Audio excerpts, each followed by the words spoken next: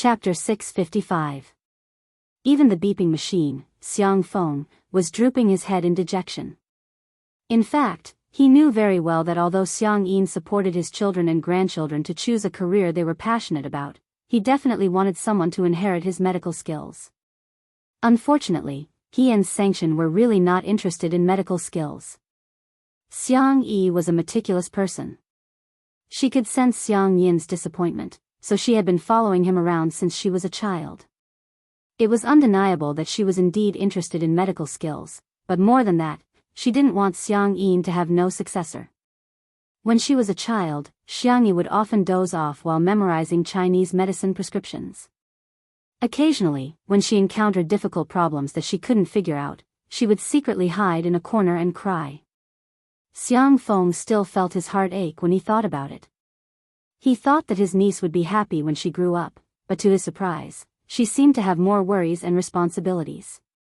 Xiang Feng sniffled and said sadly, "My little Xiangyi is working too hard. When you come back, I'll definitely buy you fried chicken, ice cream, and spicy strips." The netizens watching the live stream were appalled. What kind of dangerous statement is that? Mr. Xiang is in danger. Is he taking Sister Yi to eat garbage? How should I put it? Bullying is not without reason. Actually, Xiang Yi may be a little silly, but he's really nice to Sister Yi. He just wants to make Sister Yi happy. I feel like crying again. Xiang Feng turned his head and said with tears in his eyes, Sui, cry if you want to, you don't have to hold it in. Come, lean on Daddy's shoulder. Sui raised her eyebrows in confusion. Xiang Feng said, I'll call you Sui and you can call me Daddy. We'll talk about our own things. Sui responded with a smile. Why don't I beat you up and you get beaten up by me? Isn't that fair? Xiang Feng was dumbfounded. Seeing that Sui had begun to roll up her sleeves, Xiang Feng began to run for his life. Help, little Xiangyi, come back and save me. Sui chased after him unhurriedly. I'll keep you alive. Sister Yi can be saved anyway. Xiang Feng. The dignified and domineering CEO actually ran so fast that his slippers fell off. For a moment, the audience gasped in amazement. My eyes are moist, and I'm holding back my tears. Smile. What was even more amusing was that as Xiang Feng ran, he picked a big tree and climbed up it. His movements were so skillful that those who heard it would shed tears and those who heard it would be heartbroken. Just how much experience did he have in taking a beating? Little Uncle's act of climbing trees to save his life is so practiced that it makes one's heart ache. I'm imagining him being chased and beaten up by Brother Damao and Brother Ermao. Feng Feng of the Xiang family is such a pitiful man. Help. Who still remembers that Xiang Feng is a domineering CEO? Why isn't he smiling wickedly? There's no fan-shaped statistics in his eyes either. Sui crossed her arms and said faintly, come down. Xiang Feng hugged the tree trunk and said in a trembling voice, come up. Sui sneered. Xiang Feng trembled. He remembered that Sui also knew how to climb trees. Boo-hoo, what if he climbs up too? Xiang Feng was suffering, but through the lush foliage, he couldn't see the situation under the tree clearly. After waiting for a long time, there was no movement under the tree. Xiang Feng had an urge to pee, but he didn't dare to go down. Xiang Feng's imagination ran wild. Sui must be waiting for me down there. If I go down now, wouldn't I be walking right into a trap? Boo-hoo. Little did he know that Sui only stayed under the tree for a moment before leaving. The camera was still looking up at the tree, but the audience in the live stream couldn't stop laughing. I'm laughing so hard, ha ha ha ha ha. Chapter 656. Shocking, a certain domineering CEO is showing signs of atavism. Shuringdi is so black-bellied, he left just like that. Mr. Xiang is so pitiful. Xiang Feng stayed on the tree for about 2 or 3 minutes before cautiously poking his head down to take a look. Huh? Where is she? He looked confused for a few seconds before regaining his composure. It's just an empty fort. Xiang Feng was like a detective deducing a crime scene. Sway, you've underestimated me. The man's serious comical look was even funnier than a comedian racking his brains for a joke. The audience in the live stream once again burst into laughter. Help, someone save me, I'm dying of laughter. Xiang Feng, a perfect man who's funny, Mr. Xiang. Shuringdi really just left. He just left. Under everyone's gazes, Xiang Feng laughed wildly with his hands on his hips and sat down on the tree trunk, looking like he was going to stay on the tree until the end of time. About 10 minutes later, Li Jianyu couldn't hold back his laughter and said, Mr. Xiang, Shui has really left. Left? Xiang Feng crossed his arms and looked down at Li Jianyu with a domineering gaze. Do you think I'll believe you? You're such a naive, stupid, and ridiculous man. Li Jianyu, keep scolding me. This scene also became one of the classic and famous scenes of Two Under One Roof, which was later rewatched by countless loyal fans. It was also one of the funniest clips of variety shows. Xiang Feng sat on the tree for a whole hour. The production crew found a ladder and went up to persuade him one by one. It took a lot of effort for them to persuade Xiang Feng to come down. 1 second, 2 seconds, after waiting for a full 10 seconds, Xiang Feng still didn't see Shui come out to beat him up. He was stunned on the spot. She really left? At the same time, on Weibo, an unknown director released a clip of behind-the-scenes footage. It was a short promotional film about the fight against the plague. The film started with the family affairs of small characters and was shot in an extremely natural manner. It wasn't the kind that made people cry, but rather, it subtly touched the audience's heart. From beginning to end, the people who appeared were all unknown actors, extras, and members of the public. Even the director himself went up to make a cameo appearance. The only exception was Shui. He played the role of a university teacher who taught online classes through the internet. He was wearing a cotton plaid shirt, and his glasses had been replaced with the most ordinary black-rimmed glasses, but it was still difficult to conceal his clean and handsome temperament. His slender and flawless fingers tapped the table twice, and his voice was gentle. Hello, students. Please turn to page 79 of College Physics. In the behind-the-scenes footage, the young best actor had obviously used his original voice. His understanding of the lines was impeccable. Even though the scene was a little noisy, the man's pronunciation was still clearly heard by everyone. The Shui sisters were thrilled to see this behind-the-scenes video. Physics teacher, I can do it. Oh my god, our best actor has finally made it. Karma. Yes. There's no trace of her acting skills at all, she's so immersive. This video actually climbed to the top of the search list without any publicity. Zhuo Yi, who saw this trending topic, gripped his phone tightly. Eating well for all 3 meals was going downhill. He heard that Miao TV was already preparing to give up this show and replace it with a new variety show. Now, his and Jiang Yun's reputation had been ruined, but why was Shui living so smoothly? Zhuo Yi was so jealous that his eyes turned red.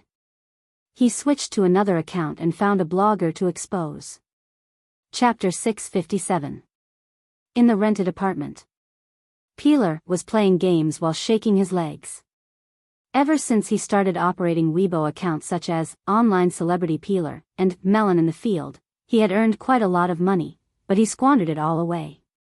He either used it for online gambling or for top-up games. When he ran out of money, he would continue to post posts to slander celebrities and internet celebrities and make money off of them. However, after Peeler was mocked by the netizens a few days ago for defaming Xiangyi, he was worried that Xiangyi would retaliate. Hence, he had been keeping a low profile for a few days and only posted some trivial posts on Weibo. After playing games, he lit a cigarette and scrolled through the trending searches on Weibo to find material for today's post. A private message from a friend popped up in the lower right corner of his screen. Peeler opened it and found that it was a new piece of news from a netizen named Extraordinary Joie. It was not the first time that this netizen had exposed him, and each time, it was particularly explosive. Peeler had successfully gained popularity several times by relying on the netizens' posts. As soon as he saw his new post, Peeler's eyes lit up. His face was sallow and haggard because he had stayed up late. Half an hour later, Peeler's fans realized that he had updated his post. Online celebrity Peeler v. I received news from a netizen that a certain best actor is suspected of being involved in illegal activities for receiving sky-high remuneration. Aren't the relevant departments going to investigate? Why should we pay our taxes so painstakingly while some people can evade them? The topic of paying taxes would make the headlines from time to time. The fact that celebrities paid taxes was the focus of countless people's attention. Upon seeing this Weibo post, all the netizens in the comments section began to imagine that the capital was online. Could it be that best actor I'm thinking of? The one on the trending searches? That's strange. His girlfriend is fair, rich, and beautiful, and he's from a wealthy family. That's unlikely. You probably don't know this, but SS's family had an accident. When he was 17 years old, his family's company was not well managed and he owed a large sum of money. He debuted to make money. Don't use abbreviations. I'm dying of curiosity. Is SS Shursui? Super soft, the Shursui sisters immediately appeared to criticize him. Don't believe rumors, don't spread rumors, don't create rumors, everyone, please pay more attention to Shursui's career. She is the triple gold best actor Sui Sui, Kanglan TV Emperor Sui Sui, 10 billion box office Sui Sui, fashion darling Sui Sui. Since the establishment of Time Studio, it has been paying taxes legally. Shursui herself has also supported public welfare projects many times. She has donated to poor mountainous areas, out-of-school children, deaf and mute schools, psychological institutions, and so on. Please don't disappoint those who truly do charity. However, Skinner smelled the scent of big gossip. He switched to another account and reposted the Weibo post he had posted, playing different roles. Shuringdi would never do something like that. Trust him unconditionally. My whole family is shocked. SS actually paid sky-high fees and evaded taxes? Let's talk about the conspiracy theory. Could the 50 million donation to the West Continent also be to launder money? It's scary when you think about it. After a few accounts reposted it, the popularity of this Weibo post rose rapidly. Skinner was happily looking at the number of views on his website that was rapidly increasing. He was thinking that he could earn a lot of money today. Suddenly, a prompt box popped up on the screen. Frowny face, your account has been banned. Skinner, : At the same time, the director of the anti-epidemic short film said, "Thank you, Shursui, for acting in my short film for free. I'm deeply touched and would like to express my deep gratitude." Chapter 658. TSK. The netizens who had been standing on the moral and legal high ground to judge Shursui were shocked. This turn of events was too unexpected. After all, an A-list celebrity's salary and appearance fees would start at least 1 million yuan for a short film. It turned out that it wasn't a sky-high salary, it was a zero-pay deal. Is this, for real? Why am I so doubtful? How can there be an artist in the entertainment industry who doesn't earn money? Are you sure it's not a fake contract? On the surface, it's a zero-pay deal, but on the other hand, it's a sky-high price? The director replied to the comment about the fake contract, "Please don't judge others based on preconceived notions. Perhaps such a phenomenon really exists in the industry, but I'm willing to guarantee with my life that Shursui didn't take a single cent, not even the transportation fees." All the actors in the crew can testify. More and more people came forward. There were actors who had filmed the short film with him, as well as the scriptwriter and post-production staff. Even the takeaway boss who delivered the lunchboxes was full of praise for Shursui. This young man is really handsome. He's polite too. The weather was bad after I delivered the takeaway and it was about to rain. He even gave me an umbrella. The public opinion shifted from one side to the other. However, this time, it was positive public opinion. There were also people in the industry who revealed that not only did Shursui get zero pay this time, but all the public welfare projects that he had participated in previously had all been for zero pay. Not only that, the director who had given him a chance at the beginning of his debut also charged him a discount when he acted in the director's work after he became popular. When his friend asked him to save the scene, he did it without hesitation. Only then did the netizens realize that Shui seemed to not only be good at acting, but he also had a good character. Everyone was relishing in the gossip, and some people even gossiped that the city Shui was filming in today was quite close to Shizhou, but they were soon mocked by the netizens. What kind of joke was this? Would Shui go to see Xiangyi if it was close to the city? Would the almighty Shui be so lovey-dovey? At this moment, in the nanny van, Shui's long legs were crossed, and his slender fingers were knitting something. The tablet was casually placed to the side, and on the screen was Si Chuanbai's expressionless face. He went straight to the point. I've already dealt with the blogger who spread rumors about you on Weibo today. He's the only one with the internet celebrity skinning accounts. Shui replied calmly, yes. Si Chuanbai saw that his reaction was normal, so he added, he often slandered Sister E, but his computer skills are very good. He even filled in his information from overseas. It took a lot of effort to successfully report him. I've sent the details to Mr. Sanction, and he said that he will personally write the legal documents. Nowadays, spreading rumors didn't come without cost. At the very least, they had to publicly apologize. If it was any other artist, they probably wouldn't have been so calculative. Unfortunately, he had provoked a certain crazy sister protector. Shui frowned. Are there many people who slander Sister E? They've all been reported. Si Chuanbai was speechless. You don't even care if I'm slandering you, but why do you change when I mention Sister E? TSK, there are still two faces. Okay, I'll do as I see fit. If there's nothing else, I'm hanging up.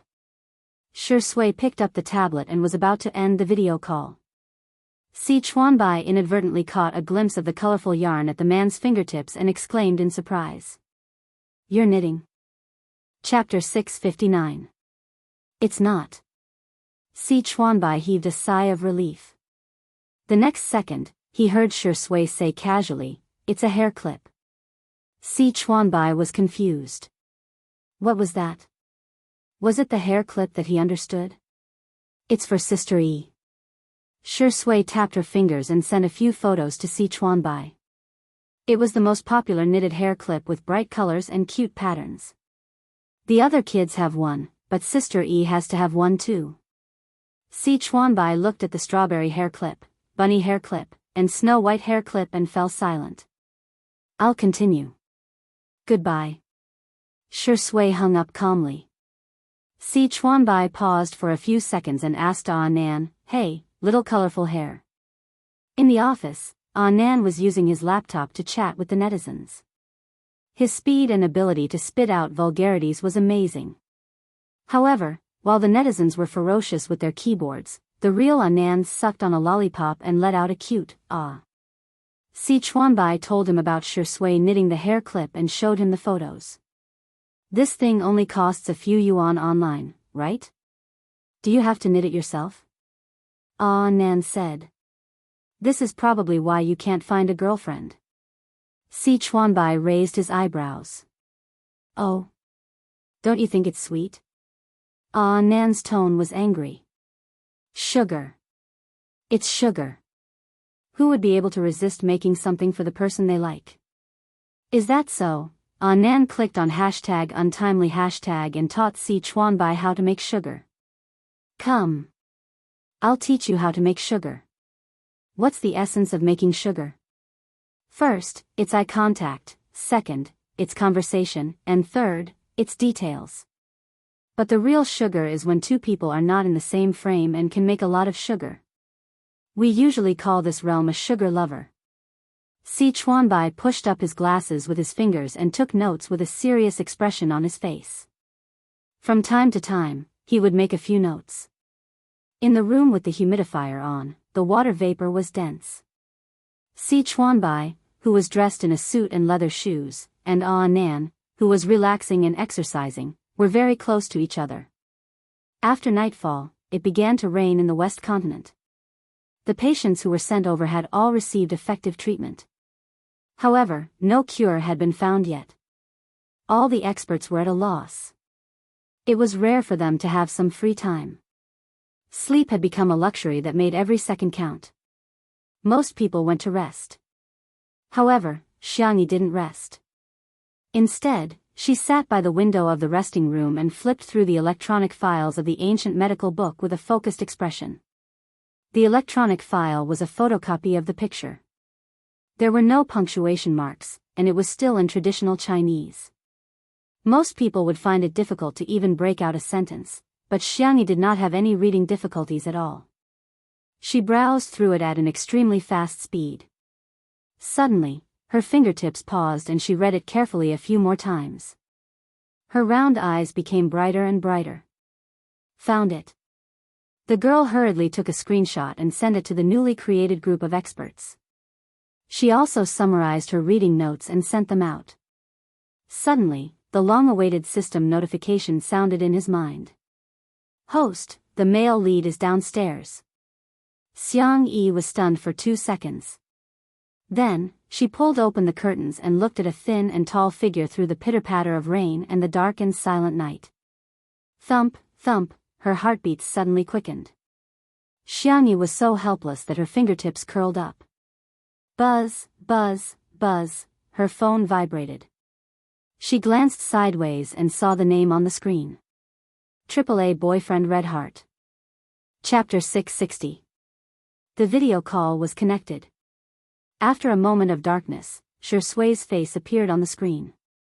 Xiangyi blinked, not knowing what to do. She waved her hand clumsily and said, "Hi." Shui's surroundings were dim. He stood under the street lamp, wearing a dark black sweater, which made his skin look cold and pale. The dim yellow light cast a gentle and clear silhouette on his entire person. Shui said gently, "Hello?" Xiangyi said, "Hello?" Shui's eyebrows arched deeper. "Did our sister eat well?" Xiangyi felt a little guilty, but she still said, "Yes, yes." "What did you have for dinner?" Xiangyi couldn't answer. She mumbled, "Oh," and tried to muddle through with her cuteness. I ate a lot at noon. The beef patties are very fragrant. I'll cook them for you when I get back." Shui sighed, but he didn't expose her. He just responded softly. "Aren't you cold?" The man asked in a low voice. "Be careful not to catch a cold." The girl on the screen was only wearing a milky white short-sleeved shirt. It was a loose-fitting version, probably for ease of movement. However, in this rainy summer night, she looked cold and slender. Xiangyi immediately jumped onto the single bed and wrapped the small blanket tightly. "I won't be cold like this." Shui said, "Sister E is so good." Xiangyi shook her little legs. She was praised. Xiangyi was a little nervous at first, but because of Shui's silent comfort, she gradually calmed down. She chatted with Shui for a while. It was obviously nonsense, but inexplicably, she felt very warm and happy. "Don't you think we're like an old married couple?" Xiangyi played with the small blanket. It seemed that her parents' interactions when she was young were also like this. She didn't know which word pleased Shui, but the man's dark eyes were filled with a smile. He said softly, "Yes." Xiangyi suddenly reacted. "You didn't bring an umbrella?" The drizzle soaked Shui's hair. In his mind, the system's voice was bewitching. "Host, you can give the male lead an umbrella now this way. Not only can you give him an umbrella, you can also increase his favorability." Xiangyi, oh. The system was overjoyed. Finally. Is this woman finally going to do missions? This is great. The next second, Xiangyi transferred a sum of money to Shui. At the same time, Shui's phone rang with a notification. "AAA girlfriend has transferred 1 million yuan to you." Shui, the system, Xiangyi said with a serious face, "I can't give you an umbrella. Otherwise, you'll be quarantined when you go back. It would even implicate Li Jianyu and Sister Wan. Sorry, can you go to the convenience store and buy an umbrella? Or should I order takeout for you?" The system was about to vomit blood. No, host, an umbrella isn't that expensive. The girl ignored it. Her delicate porcelain face was flushed. Don't misunderstand. I don't mean to humiliate you with money. I want to give you pocket money, just like what her grandparents and brothers had given her. Her definition of pocket money since she was a child was, because her family loved her, and she was loved. Unfortunately, Xiangyi was the youngest, so she couldn't give others pocket money even if she wanted to. But today, she finally gave it to her boyfriend. Why aren't you saying anything? Xiangyi was a little uneasy. Would this hurt Shusui's self-esteem? Was her boyfriend angry? Chapter 661. On the other end of the screen. Shusui pulled up his sweater and put on the hood to block out the shadows. His Adam's apple bobbed as unfamiliar emotions surged in his heart. But it was beautiful. Shusui had always been a supporter of equal rights between men and women. He wasn't a male chauvinist, so he didn't feel that Xiangyi was insulting him or pitying him by giving him money. He really felt happy. When he was young, his parents lived apart. When he was young, his family changed. To Shusui, pocket money was an extremely luxurious thing. But little bunny gave him pocket money, such a gentle, soft, and warm little bunny. If you don't like it, I won't do it again. I'm sorry, it's my first time in a relationship. It's my fault. Can you talk to me? The girl's clear voice came through the phone. Shusui finally raised his eyebrows. Those upturned peach blossom eyes seemed to be studded with stars, bright and burning. Thank you, Sister E. I'm very happy. Really? Xiangyi breathed a sigh of relief. That's good, that's good. Shusui took out a few hair clips from his pocket. After all, it was his first time knitting, so the finished product was a little rough. He touched his nose embarrassedly. Do you like them?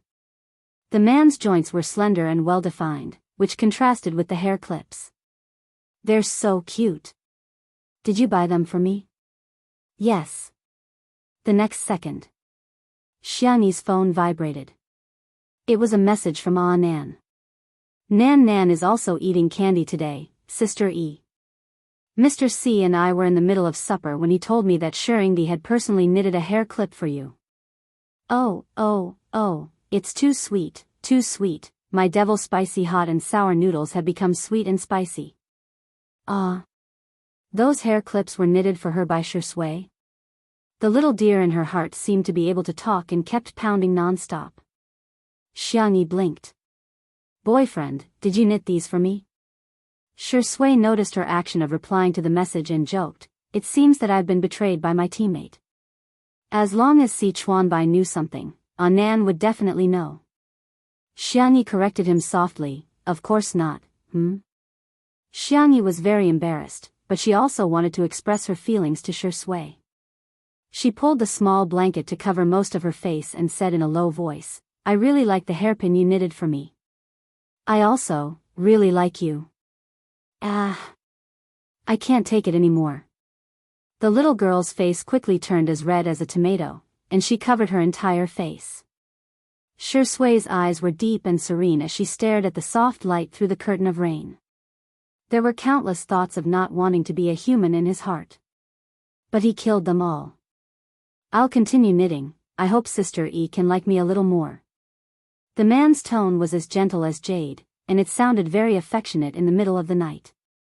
Xiangyi was so shy that her toes curled up. She quietly opened a gap and happened to make eye contact with Shusui, who was smiling. Her ancestral arrogance was activated. The little girl's heart softened and she said stubbornly, I'm not looking at you, I just want to see the hairpin. I don't know how it'll look like after I put it on. Shusui raised his eyebrows.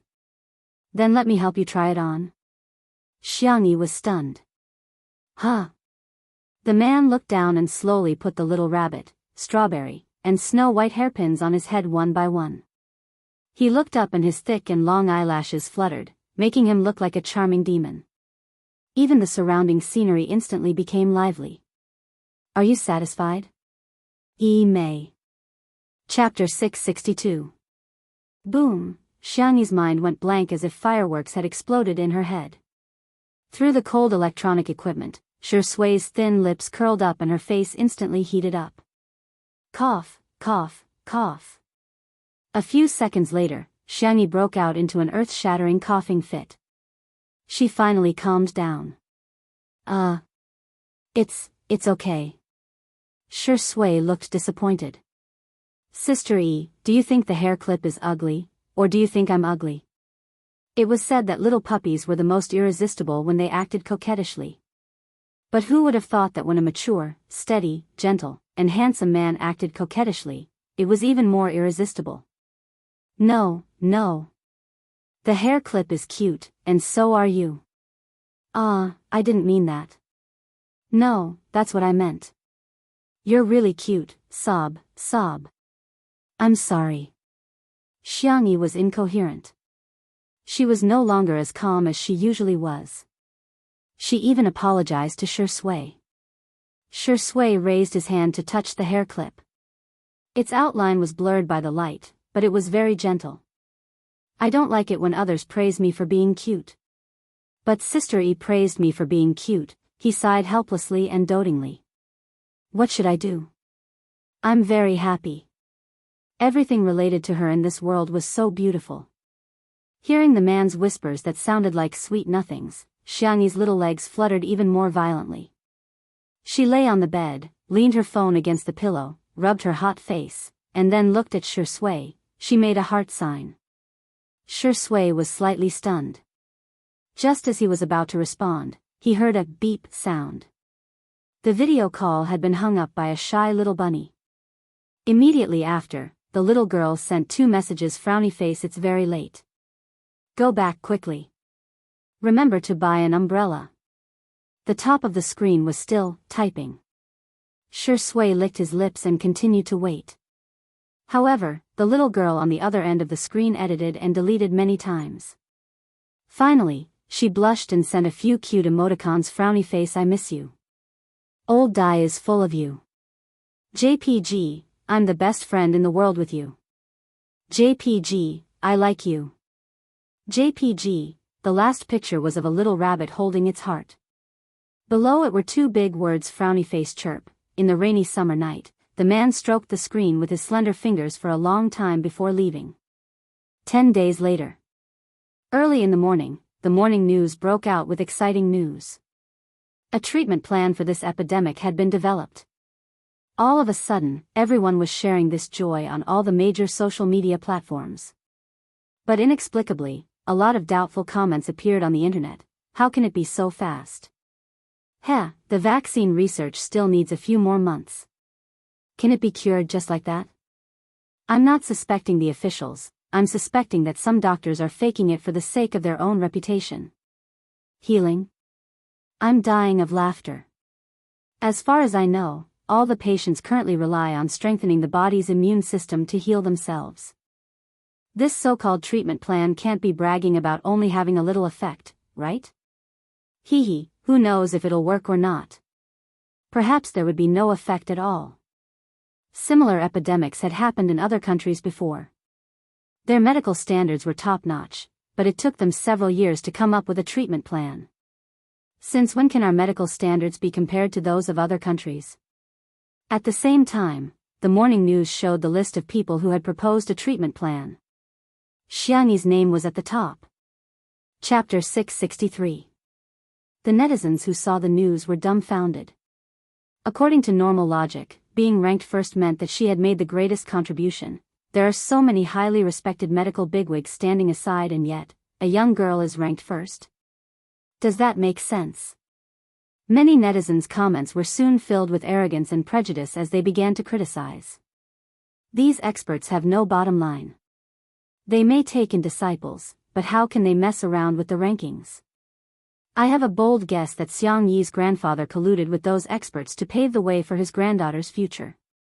TSK, it might not be so disgusting if they did it slowly, but it's so direct. It's like a sugar daddy in the entertainment industry trying to groom a female artist. What's the difference between this and academic fraud? It's not her own thesis but under her own name. She didn't contribute at all and yet she's still the author. How disgusting. Be careful, the higher you stand, the harder you fall. After all, it's lonely at the top. If you misbehave, you'll fail sooner or later. The voices of doubt were all over the place. Even the passers-by who had a good impression of Xiangyi were shaken. After all, the good doctors they met in life were all older. How many young doctors were reliable? What more a young female doctor? Besides, she was only in her early 20s. Although she could be a genius, how many geniuses were there in this world? Habits were a powerful force that was even harder to change once they formed a mindset. More and more people participated in the discussion, and various small articles and short videos emerged one after another. The discussion about the treatment plan was far less than the discussion about Xiangyi. The officials didn't expect that the public's focus would deviate to such an extent. Just as the public opinion was at its peak, the official Weibo account of Two Under One Roof posted a new post frowny face 2 under 1 roof v. Sister E, welcome home. See you guys at dinner, ahem, see you at the live stream. The accompanying picture was of a black car parked at the gate of Little Rabbit Farm, and a young girl alighting from the car with a backpack on her back. The setting sun was a large patch of orange on the horizon, and half of the young girl's face was hidden in the shadows, as if she had been plated with a layer of filter. She looked quiet and composed. However, she had obviously lost a lot of weight, and even though she was wearing a mask, it was obvious that her chin had become sharper. All of a sudden, the netizens who couldn't sit still flooded the live stream. They didn't say much and started to scold her. As a doctor, how could you come back? No way, no way. The news is still blowing up, and he's already a deserter? She's dressed 2M, short-sleeved jeans, bright yellow school bag. Where was the professionalism that a doctor should have? How can we trust her? At this moment, a tall and slender figure appeared on the screen. The photographer slowly zoomed in to ensure that the two of them were in the same frame. In an instant, a scene that resembled an idol drama appeared before everyone's eyes. Shui naturally took Xiangyi's bag and rubbed her hair. I'm back. Xiangyi's eyes curved slightly. I brought you a lot of things. Xiangyi pulled open the zipper, and the things inside gushed out as if they had exploded. The little girl introduced him in a gentle voice. This is the most famous shrimp and custard bun in the West Continent. This is the medicinal plaster that Grandpa Fong gave me. It's a secret ancestral recipe. And the blind box I picked at the station. Look, isn't this very similar to yours? I'm so lucky. The girl was like a dragon who loved to hoard shiny treasures, but she didn't hesitate to share them with her baby. The netizens in the live stream were speechless. They suddenly didn't know what to say. It's quite sweet. Chapter 664. Every time Xiangyi took out an item, she would introduce it to him seriously. She was chattering incessantly but not noisy at all. Shui's gaze was affectionate and he smiled gently. From time to time, he would nod and chime in. He waited for her to introduce the entire bag of items. Are all of them for me? The man asked softly. Xiangyi nodded vigorously. Xiao Naofu, who was not far away, took a few steps back when it heard those words. Its eyes were full of disbelief. Li Jinyu gestured for the cameraman to give Xiao Naofu a close-up shot, which instantly made the audience laugh. Ha ha ha, Director Li, you're so good at this.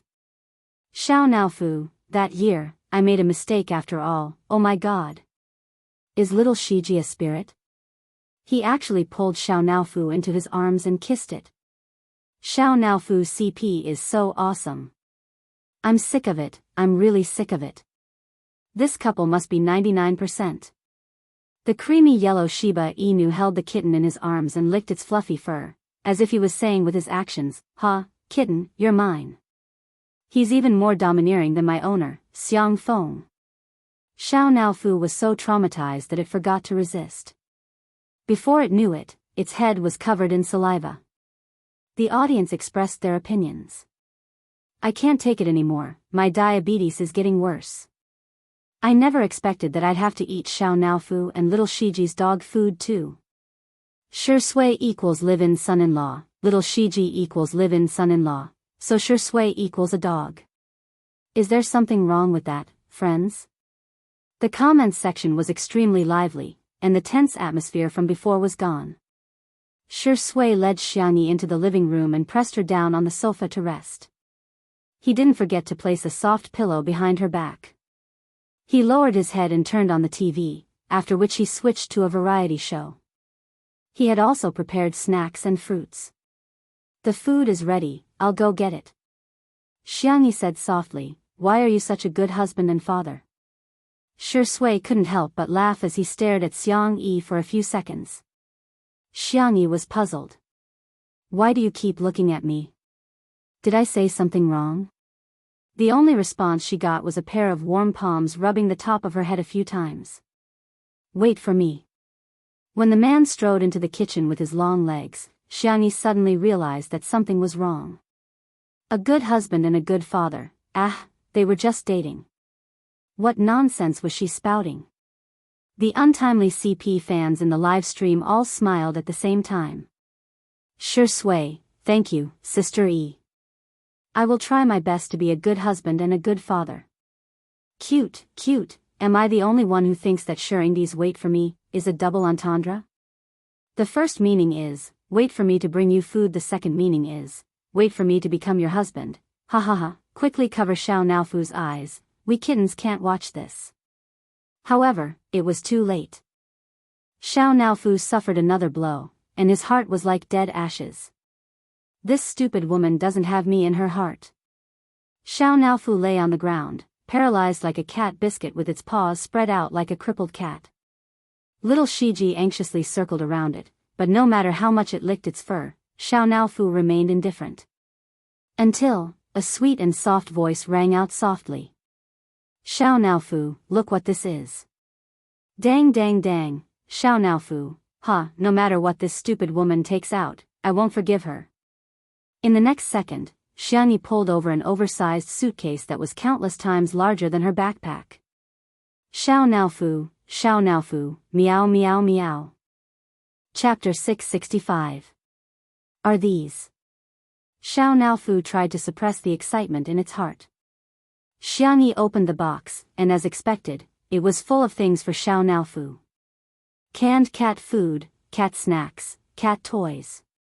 There was even a compilation CD of cartoons for kittens to watch. The audience was dumbfounded. Is this the legendary cat cartoon? You'll have to pay for the homophonic joke. Ha ha ha, Xiao Naofu's reaction is so funny. It went from lying down to wagging its tail. Baby, don't forget that you're a kitten. Why are you learning from little Shiji and Shui? Do you like it? Xiangyi asked with a smile while kneeling on the tatami. Xiao Naofu's eyes were glistening, and it couldn't help but scratch the toys with its paws. However, it was still acting very arrogant. Meow meow, it's just a so-so. Xiangyi put a golden bell on it, which made a crisp sound when she fiddled with it with her slender fingers. Xiao Naofu, meow. I don't want to wear this. This is the big tiger's favorite bell, meow. Meow. Really? I want to wear it. Shui came out with some food on a wooden tray, only to see that Lin Yiqian was coaxing the kitten. The corners of his lips curled into a smile. This is for our little Shiji. Xiangyi took out another red bell and put it on little Shiji's neck. Little Shiji nudged Xiao Naofu merrily. Woof. Xiao Naofu had a look of disdain. This silly dog is so annoying. Okay, now you guys are pretending to be brothers. Xiangyi was extremely satisfied and picked up her cell phone to take photos of the cat and dog. Both of them were very photogenic and looked good in all the photos. Xiao Naofu couldn't be bothered to pose and was cold and arrogant throughout. Little Shiji, on the other hand, was kissing, hugging, and licking it. It was a real bootlicker. The comments in the live stream, I'm willing to exchange 5 kilograms of fat for Xiao Naofu's soul. What do you mean by pretending to be brothers? They're obviously a couple. I'm so jealous. Even kittens get kisses. I'm already in my 20s, but I'm still dating my mother. Xiangyi took out a DVD player and put the disc in. The TV began to play a cartoon. Xiao Naofu and little Shiji squatted in front of the coffee table and watched with great interest. Since there were no guests, Xiangyi and Shui didn't pay much attention to the table and sat down to eat. The dinner that Shui made was very simple. Millet yam porridge, boiled vegetables, custard buns, and shrimp dumplings. Xiangyi tasted them one by one. How does it taste? Shui looked calm, but she was actually a little nervous. Xiangyi looked at him seriously and gave him 2 thumbs up. Excellent. Our Shui is the god of cooking, the genius of cooking, and the king of home-cooked dishes. There was no one who didn't love bootlicking. There was no one who didn't love the flattery of the person they liked. Shui lowered her long eyelashes to hide the look in her eyes, but she couldn't hide the smile at the corner of her mouth. Countless people in front of the screen were overwhelmed by her sweetness and almost forgot to question Xiangyi at the beginning. However, after the meal, Shui put the cutlery into the dishwasher while Xiangyi cooked some medicinal cuisine in a casserole pot. Steam rose from the pot, and the bitterness of the Chinese medicine mixed with the aroma of the ingredients wafted into everyone's noses. Li Jinyu sniffed and asked curiously, "Sister Yi, what are you cooking?" "A medicinal cuisine to prevent viruses." Xiangyi looked at the camera and asked, "Do you guys want it? I can post it on Weibo." As soon as he said this, he stirred up 1,000 waves. Chapter 666. The comments in the live stream were quickly polarized. So amazing? Yes, yes, yes. What kind of god is Sister Yi? How can she do this? Even foreign experts said that they were at a loss after seeing the results of the experiment.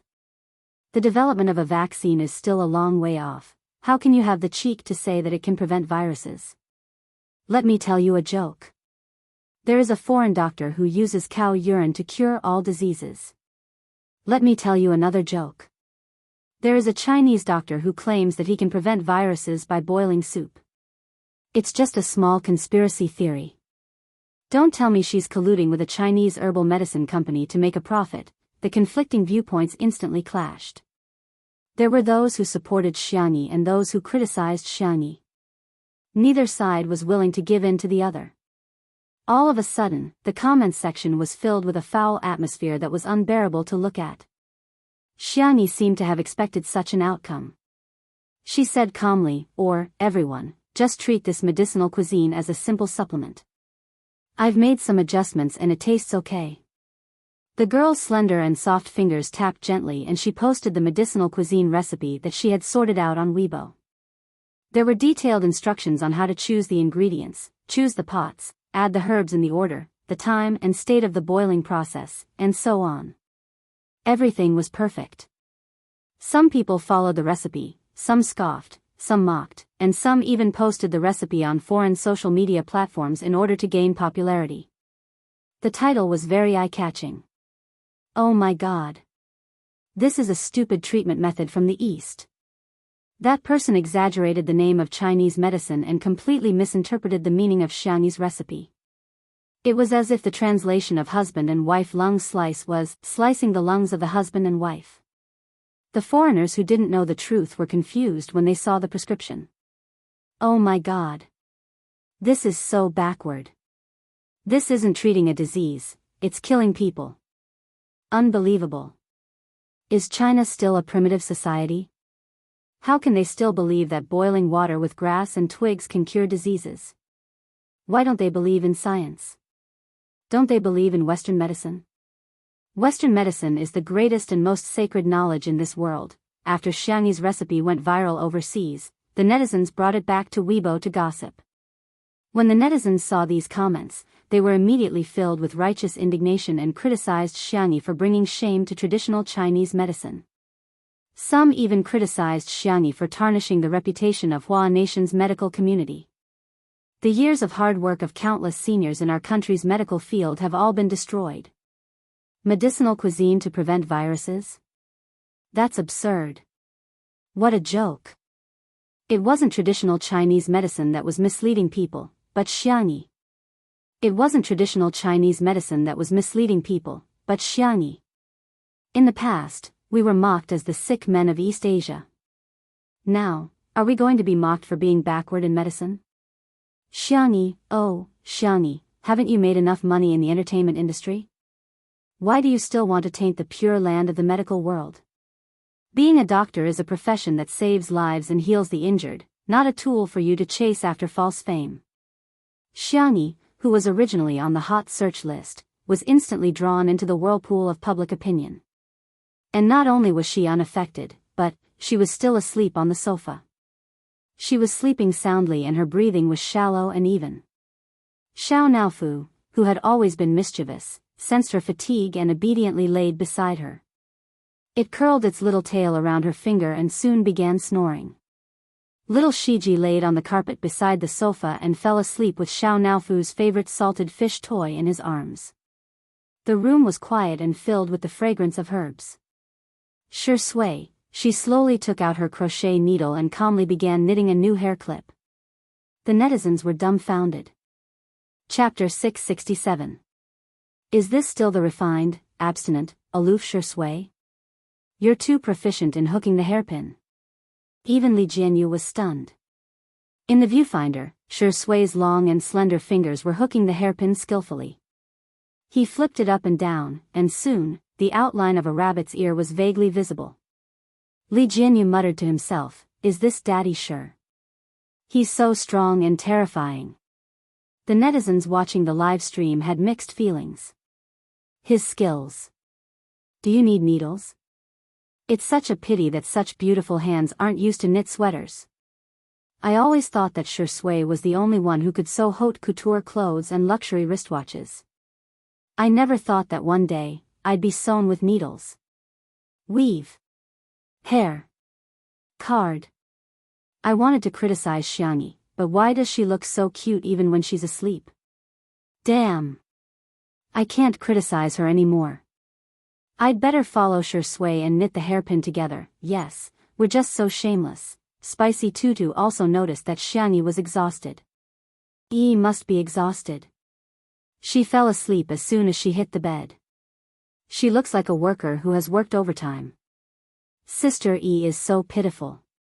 She gets criticized for everything she does, but some keyboard warriors, what have you done? I want to ask those who criticize Sister E, don't you have a heart? She rushed to the front line of the epidemic as soon as possible and treated the patients without rest. She's also the biggest contributor to the cure plan. What else do you want? Why are you holding Sister E to the standards of a saint and holding yourself to the standards of a slut? They really felt sorry for Xiangyi. The internet magnified the malice and hostility of people, and ordinary people would feel terrible after being criticized. Xiangyi had been criticized by the entire internet for such a long time. Prejudice and haters would always exist, and there were too many times that they felt powerless. However, they also wanted to work harder for her sake and make their voices carry more weight so that more people could hear them. In that case, they might be able to change something, right? As for the foodie fans, they chose to support Xiangyi in the simplest and most straightforward way. That night, there were people sharing their medicinal cuisine on various social media platforms. There were dark cuisines that overturned cars and fed to dogs, but the dogs wouldn't eat them. There were also some that were exquisitely decorated. Just looking at them would make people drool. The most popular one was the daily vlog of a food blogger. Today, we're going to make the medicinal cuisine shared by Sister E. I've already bought the herbs and ingredients. Here's the list. The blogger had a habit of keeping accounts.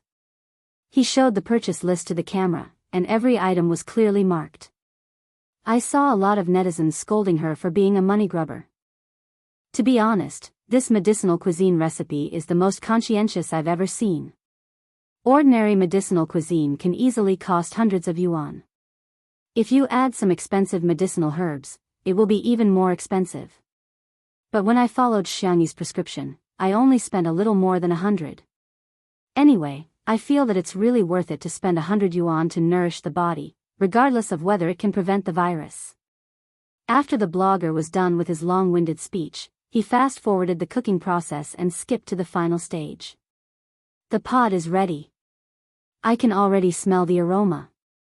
It's so fragrant. I'm starting to suspect that this isn't a medicinal cuisine, but Buddha jumps over the wall. A bullet comment flashed past. How much did the blogger charge Xiangyi for a medicinal cuisine recipe? She's bragging to the heavens. The next second, the lid of the pot was lifted, and the rising steam gathered, creating a vast expanse of white. A few seconds later, everyone could clearly see what was inside the pot. Chapter 668.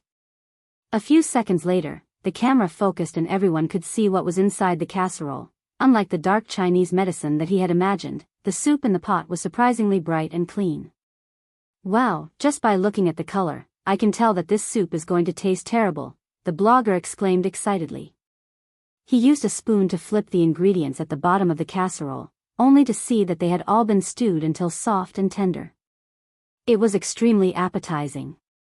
Gulp. The clear sound of the blogger swallowing his saliva could be heard in the video.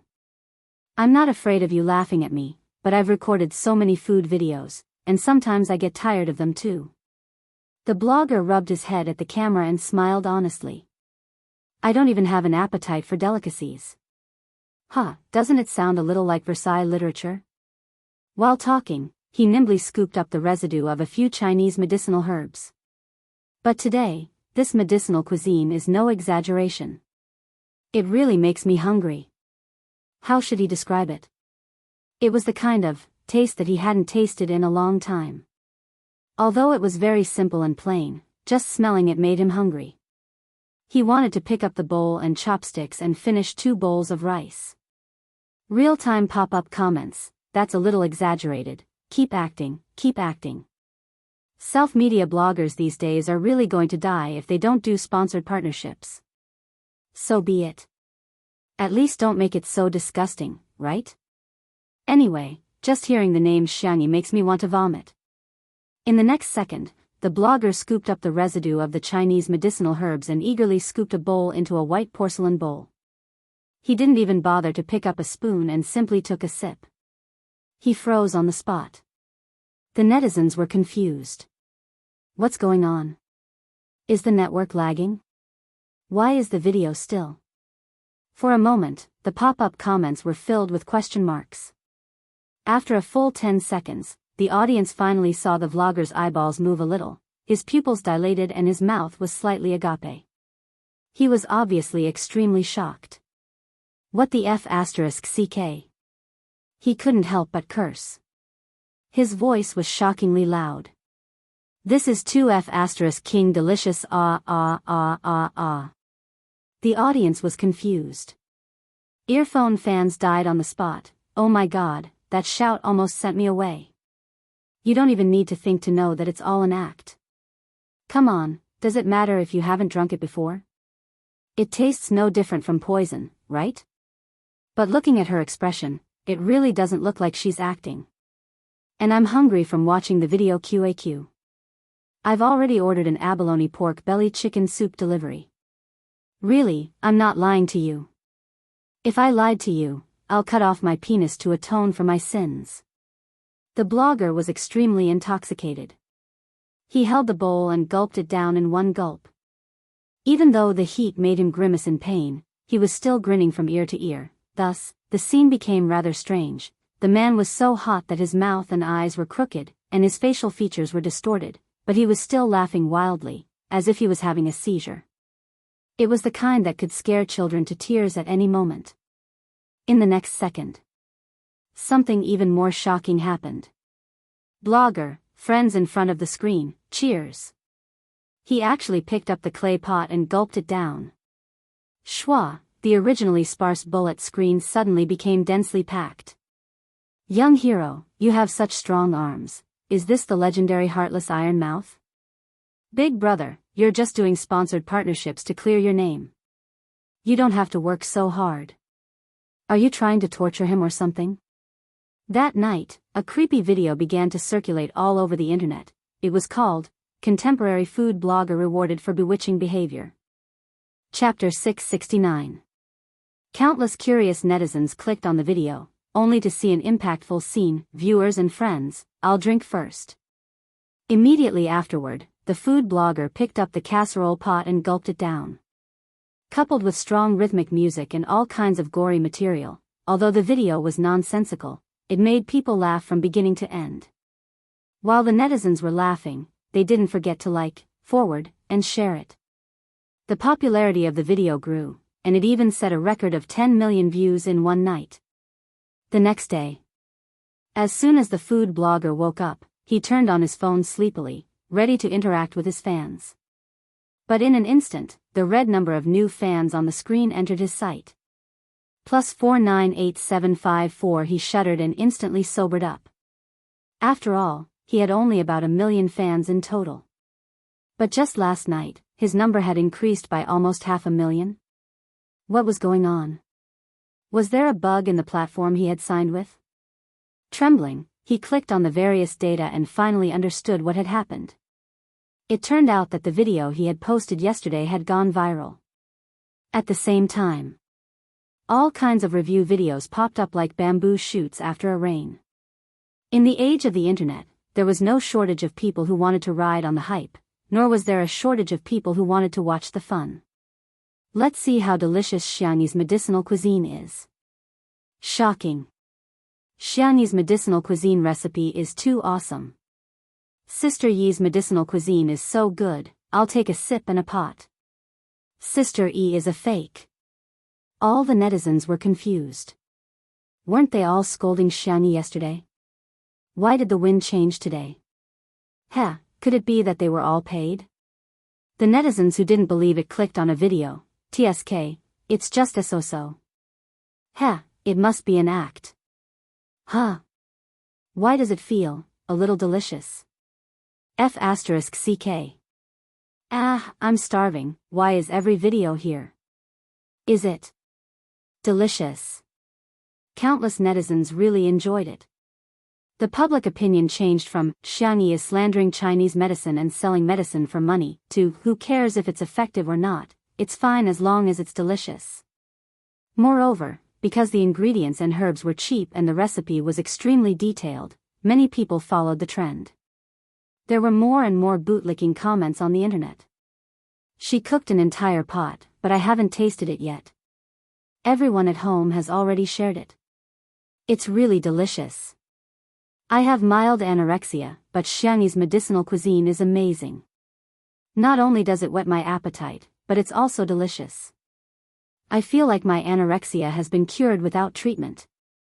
I don't know if it's because of psychological reasons, but after Grandma stewed a pot of it last night, she said she felt much better after drinking it this morning. She was coughing a little at first, but it's completely stopped now. The manner. Li Jinyu scrolled through Weibo in a daze. There was a flood of good reviews. Those who praised Sister Yi simply couldn't wait to praise her and her medicinal cuisine. Sister Yi can't really have some kind of miraculous magic, can she? He muttered to himself in a daze. Wan Qing held a cup of coffee and smiled like a flower. Some people's light can't be blocked. Because Sister Yi was destined to shine brightly, destined to shine brightly. No matter how many people with ulterior motives wanted to drag her into the endless abyss, it would be meaningless. But that medicinal cuisine seems to be really useful. Last night, Sister Yi fell asleep and Dad sure gave me a bowl. My waist doesn't ache anymore, my legs don't hurt anymore, and my breathing is especially smooth. Li Jinyu teased. Seems like this medicine is quite effective as a placebo. Medically speaking, placebos had no therapeutic effect. Chapter 670. It was just a form of comfort and could be called a fake medicine. Li Jinyu naturally believed in Xiangyi's medical skills. The fact that a pot of medicinal cuisine could prevent the virus was beyond his knowledge since he was a child. In his opinion, one had to take medicine, get injections, or be put on an intravenous drip. Wan Qing took a sip of coffee and said leisurely, I think this medicinal cuisine is indeed effective. No way, honey, this doesn't make sense at all. Who are you calling your wife? Wan Qing raised her eyebrows. Li Jianyu immediately chickened out. I was wrong, I'm guilty, I'll kneel down. Ruan Qing smiled and said, wait a minute, the durian I bought online will be here soon. Li Jianyu was speechless. Jokes aside, Ruan Qing analyzed seriously. What do you think of Sister Yi's art? Of course it's good. Otherwise, she wouldn't have joined the team of experts. Actually, I don't have a clear understanding of her medical skills. However, I don't believe in her medical skills, but in her as a person. Let me ask you, when has she ever disappointed anyone? Li Jianyu was stunned. In retrospect, be it her culinary skills, sanxian, traditional Chinese medicine, or martial arts, Xiang Yi had always surprised others. A bold idea suddenly surfaced in his mind, and he felt as if his blood was rushing to his head. Can this medicinal cuisine really prevent the virus? Wouldn't that be at least 1 or 2 years ahead of vaccines? If that's true, Li Jianyu didn't dare to think further. Xiang Yi had a long sleep. She didn't even go for her morning exercise. She only woke up when it was almost noon. As soon as she went out, she saw Shi Sui playing with Xiao Naofu and little Shiji in the courtyard. The game was very simple. Shi Sui raised his hand and threw a tennis ball, while little Shiji bounced around to pick it up. The variable was Xiao Naofu. The kitten's legs were short and fat. It wanted to play the game, but its stamina couldn't keep up. Hence, it rode on little Shiji. In the live stream, the netizens were watching with great interest. Xiao Naofu on top and little Shiji on the bottom. Dog, the fur on Xiao Naofu's head is all messed up. I can rub 10 of such kittens in a day. Shuringdi looks so handsome even when he's throwing a ball. The child in my stomach is about to have a new father. Hearing footsteps, Shi Sui turned around. The girl was wearing furry home clothes. Perhaps because she had just woken up, she looked a little confused. Did you sleep well? He asked gently. Xiang Yi nodded. I've finally made up for it. During this period of time, the little girl was indeed exhausted. There were a few days when she almost didn't sleep or rest. Even her iron body couldn't take it. Shi Sui, what's next? Do we still need to go to the West Continent? He didn't have the heart to wake her up when he saw her sleeping so soundly last night. Little Shiji returned with the ball in its mouth. Xiang Yi squatted down and stroked little Shiji's and Xiao Naofu's heads before throwing the ball far away. Little Shiji carried Xiao Naofu and chased after the ball. There's no need. The epidemic has stabilized. If there's any problem, we can just video call. The little girl said nonchalantly, as if she had just done something trivial in the past few days. Hearing the girl's calm tone, someone in the live stream retorted. I think she might have been kicked out of the team of experts because she's not competent enough. Foreign experts have said that if this epidemic occurs overseas, the medical system will collapse. Where does Xiang Yi get her confidence from? Does she think that our medical standards are better than those overseas? Chapter 671. To be honest, all the experts are still fighting in the West Continent. You, the youngest one, came back just like that. What's the difference between you and a deserter on the battlefield? You deserve it. The netizens' dissatisfaction mostly stemmed from some subtle jealousy. How old is Xiang Yi? She's only 20 years old. What right does she have to be an all-rounder and be adored by everyone? Even her medical skills rank first among the top experts in the country. This is ridiculous. Hence, they were desperately looking for excuses to prove that Xiang Yi was just a so-so. All-rounder? She's just average. Adored by everyone? It's obviously an act. The whole family is working together to create hype. There are clearly so many unfortunate families in the world. Number 1 on the medical contribution list? It's just Grandpa paving the way for her. How can she be better than a well-respected old doctor? In the manner. Shi Sui didn't ask much. Instead, she gently pinched the plush ball on the girl's home clothes and said, Sister Yi, it's been hard on you. Welcome home. The light fell on him with incredible gentleness. Xiangyi felt as if a feather had brushed past her heart, making her feel numb and ticklish. So it's true that the same words are said by different people. I'll have a different state of mind. Xiangyi cleared her throat, her milky white face full of seriousness.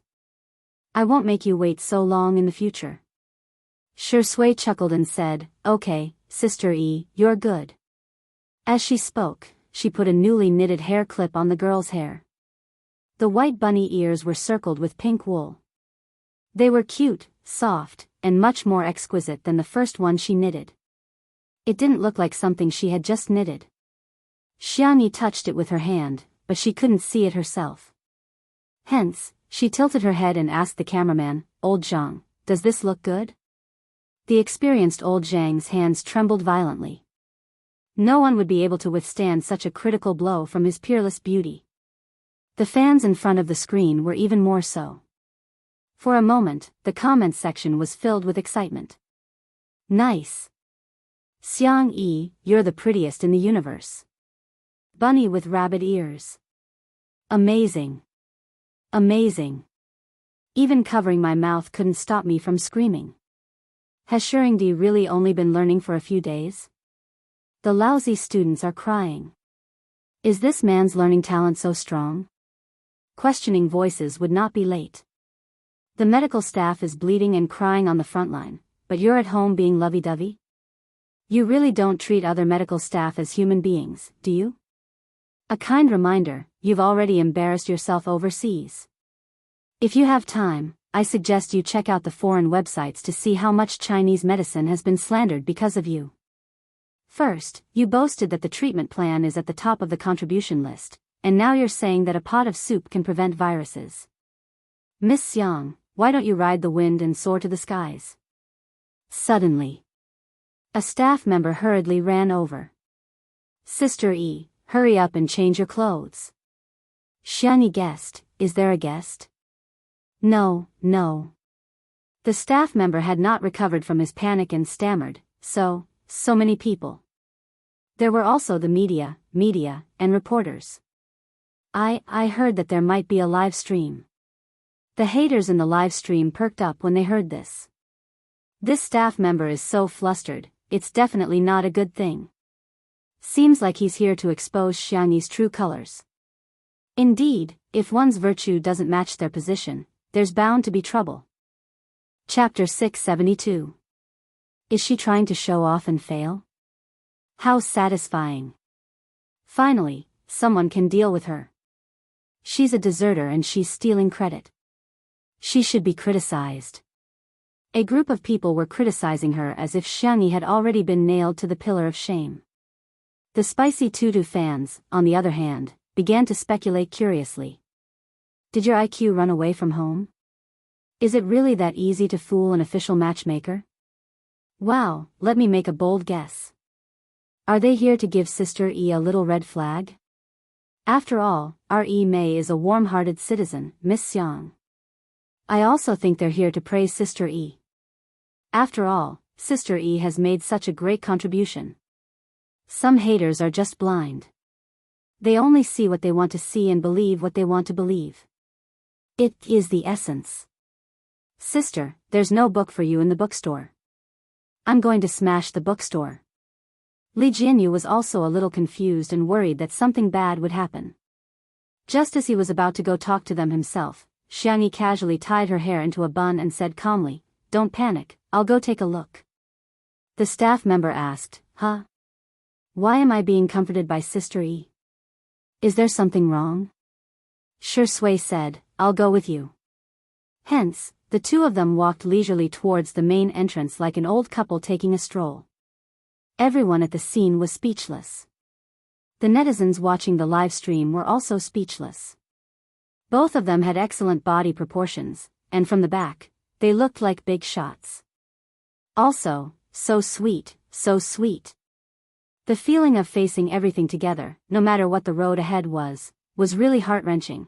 At the main entrance, Yu Fujimoto climbed up the black iron gate.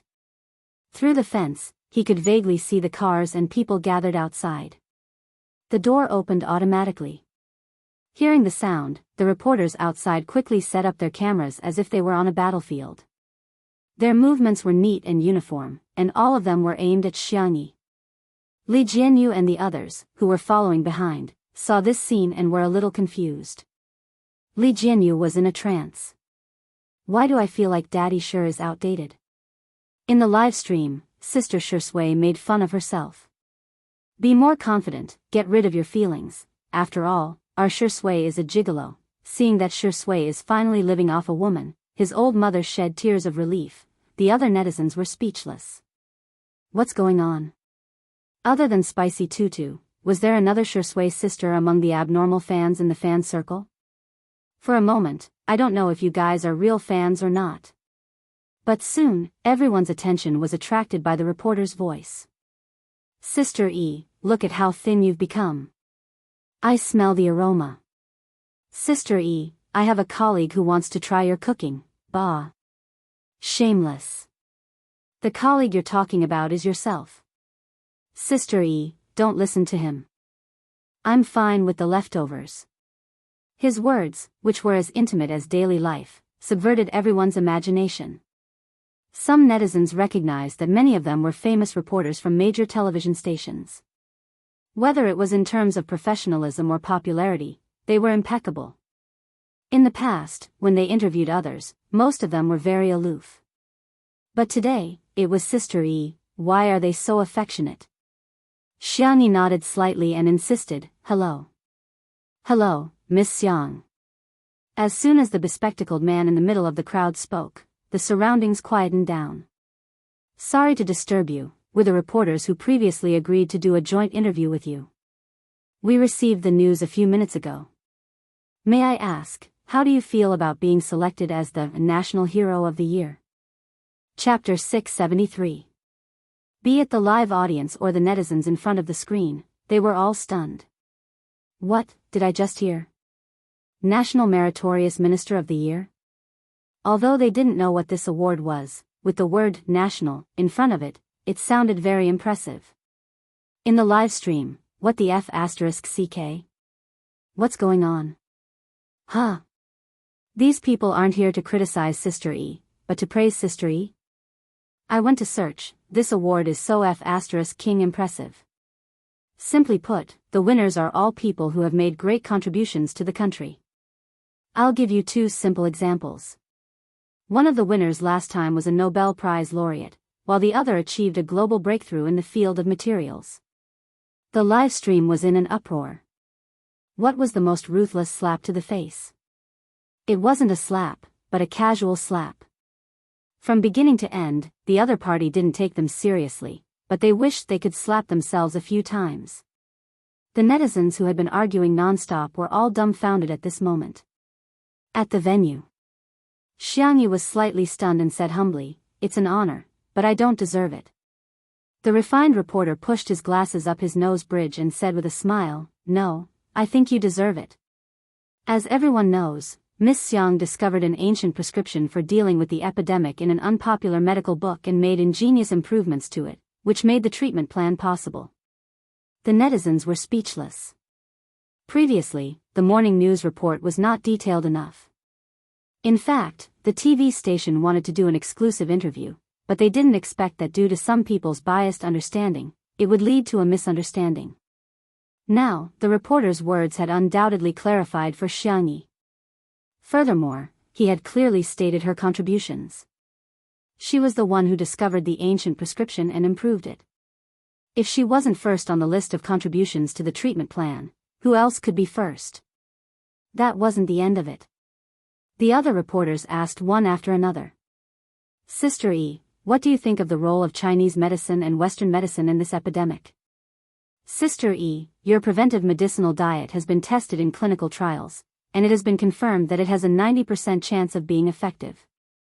How did you come up with this idea? Sister E, the epidemic in the West Continent has subsided in less than half a month. The experts all said that it was all thanks to you that you could come back and rest. Are you still planning to go back? One question after another was like a powerful fist, hitting the bar spirit's face from all angles. Countless people in front of their screens were speechless. Therefore, the treatment plan was discovered and innovated by Xiangyi, and it was ranked first on the contribution list, the preventive diet was invented and promoted by Xiangyi, and it was really effective. Saying that he was a deserter was even more groundless. He didn't want to return. It was the experts who begged Xiangyi to come back and rest. The girl, who was dressed in home clothes and looked like a little sister next door, answered the question calmly. There are boundaries in science, but there are no boundaries in medicine. Chinese medicine is good at grasping the whole, and Western medicine is good at precise treatment. If we can combine them, I think we can save more people's health. Medicinal diets have a long history in our country. Not only can they nourish the body and strengthen the immune system, but they can also treat and prevent some mild diseases. However, it's important to note that medicinal diets are not omnipotent. If you fall sick, you must see a doctor. Remember that. As for the West Continent, of course, I'll go there. The girl's eyes curved. When everything is settled, I want to try all the delicacies in the West Continent. Chapter 674. Xiangyi's answer was gentle and gentle, neither servile nor overbearing. She quickly won the favor of the viewers in the live stream. What kind of treasure is this girl? Cack, I suddenly realized that Xiangyi's EQ is quite high. Our kid is awesome. Baby, you're mama's pride. I'm from She Continent, and to be honest, I'm tired of hearing other people say that they hope She Continent will get better soon, but Sister Yi's words about wanting to taste all the delicacies in She Continent are so offensive. At the same time, the official live stream was also in progress. Dressed in pink and white home clothes and wearing a knitted tutu earring hairpin, Xiang Yi was extremely adorable to the viewers, be it when she answered the interview seriously or when she smiled. We all know that Miss Xiang has posted the recipe for the medicinal cuisine on Weibo, but the audience on Weibo may be young people. I hope that through this interview, Sister Yi can publicize the recipe again so that more elderly people can benefit from it. Xiang Yi nodded solemnly. You're right. Nowadays, the internet was developing rapidly, but the elderly seemed to have been abandoned by the times. Many elderly people didn't know how to pay with their mobile phones, use navigation software, or even use WeChat. Not to mention browsing Weibo and recording recipes. Other media outlets also recorded the interview with cameras and voice recorders, so as to create the widest influence possible through more channels. After all, that was what the media should be doing. Under the expectant gazes of the crowd, Xiangyi cleared her throat and slowly said in a voice that was several times louder than before. Uncle, Auntie, Grandpa, Grandma, can you hear me? The live stream viewers, earphone fans died on the spot. Xiangyi is toxic. Why is she shouting? My ears are hurting. Those in front, you have hands and feet, can't you turn down the volume yourself? Sister E is obviously afraid that some elderly people won't know how to turn down the volume and won't be able to hear her clearly. No one said anything else. Instead, in many families across the country, gray-haired elderly people responded to Xiangyi. Okay, I heard her. I heard her, I heard her. This girl's voice is really loud. It sounds good. The little girl deliberately slowed down her speech and was extremely patient. She explained every ingredient and medicinal herb clearly. The reporters felt her kindness and all of them laughed silently. The official TV station also made an exception and extended the broadcast time for her. The channel was cold, but the people behind the channel could feel the warmth. Sometimes, exceptions were needed. After Xiangyi finished speaking, she repeated it briefly and asked loudly, do you remember it? In the live stream, the hostility was gone. Instead, it was replaced by positive comments. Remember. Please praise me. Ha ha ha, my grandma is listening so seriously. She even wrote it down in a notebook. In the past, I didn't realize that my father had a hearing problem. He was afraid of affecting us, so he always turned the volume down and watched the news expressionlessly. Today, when I saw him smile at Xiangyi, I realized that he could only hear Xiangyi's voice clearly. I'm going to bring him for a physical examination in the afternoon. The interview came to an end. Last question, Sister E, what do you want to say to your family? Unknowingly, the reporter who called her Miss Xiang also called her Sister E. Chapter 675. The fair-skinned girl blinked her long black eyelashes. I don't seem to have anything to say. A few bickering comments appeared in the live stream. Oh, you're not going to F***ck your group's pet persona anymore? Now that you're famous, you've forgotten about your family. Let's be honest, can you get to where you are today without your family? Who would care about you? I'm dying of laughter. However, Xiangyi's next sentence was, I basically video call my family every day. If everyone is free, I'll also video call them together in the group chat. The Xiang family was much closer than ordinary families. Her grandparents, uncles, and brothers doted on Xiangyi, and it was never a one-sided relationship. Xiangyi would occasionally scroll through funny videos or read interesting books. Whenever she made a new dish, she would immediately share it with her family. The trolls? Sorry for the interruption. When will the live stream have a retraction function? If you can't come home often, then contact me often. The girl faced the camera with a faint smile. A hint of a smile flashed across the refined reporter's eyes behind his glasses. He suddenly understood the reason why those experts doted on her. Which elder wouldn't love a gentle and sensible girl like her? Then that's it for the interview. He was about to end the process when the girl suddenly said, but I have something to say to him. The girl held Shui's hand, and under the latter's slightly surprised gaze, she said shyly but firmly, I've always missed you. The man's eyes were deep and dark in an instant. Subconsciously, he grabbed the girl's slender wrist. His big hand held her small hand, their fingers intertwined. Ahem, that's it. Xiangyi looked at the camera. This isn't off topic, because he's also my family. Bang, bang, bang, Shui felt as if someone had set off a large fireworks display in his heart, causing his emotions to surge and explode in an overwhelming manner. His upbringing was the complete opposite of Xiangyi's. The relationship between the Shui family members was indifferent, and he was also very estranged from his biological parents. Father Shui's love for Mother Shui was passionate and grand, but also crazy and paranoid. Father Shui had a strong sense of possessiveness. In the beginning, he only restricted Mother Shui from making friends and going out. Later on, because of some mental illness, he directly restricted Mother Shui from going out. This was what civilization said. From a legal point of view, it was a violation of personal freedom. The differences between the parents were getting bigger and bigger. Every day, the house was filled with the sounds of quarreling, crying, and things being smashed. At that time, Shui's biggest wish was to have no family. But now, the gentle and soft girl was blushing from her ears to her neck. She was obviously embarrassed, but she still expressed her feelings in front of everyone and the camera. He wasn't just a boyfriend. It was his family. For the first time, Shui felt the beauty of this word. Yes. He responded in a low voice. His voice was hoarse and mixed with some inexplicable emotions. He was clearly happy. I miss you too. All the reporters, who would have thought that such a positive interview still couldn't escape the fate of being eaten dog food? Okay, thank you Sister E for accepting our interview. I wish Sister E and your family happiness and health forever. The refined reporter closed with a smile. In the live broadcast room, the CP fans couldn't help but celebrate. I don't care, I don't care. This is the official satellite TV testifying to untimely couples' marriage. Chapter 676. Hello everyone, I'm the Civil Affairs Bureau. I'm here. Hello everyone, I'm the flower boy. I'm scattering flowers online. Heartsuit, hello everyone, I'm Yu Lao.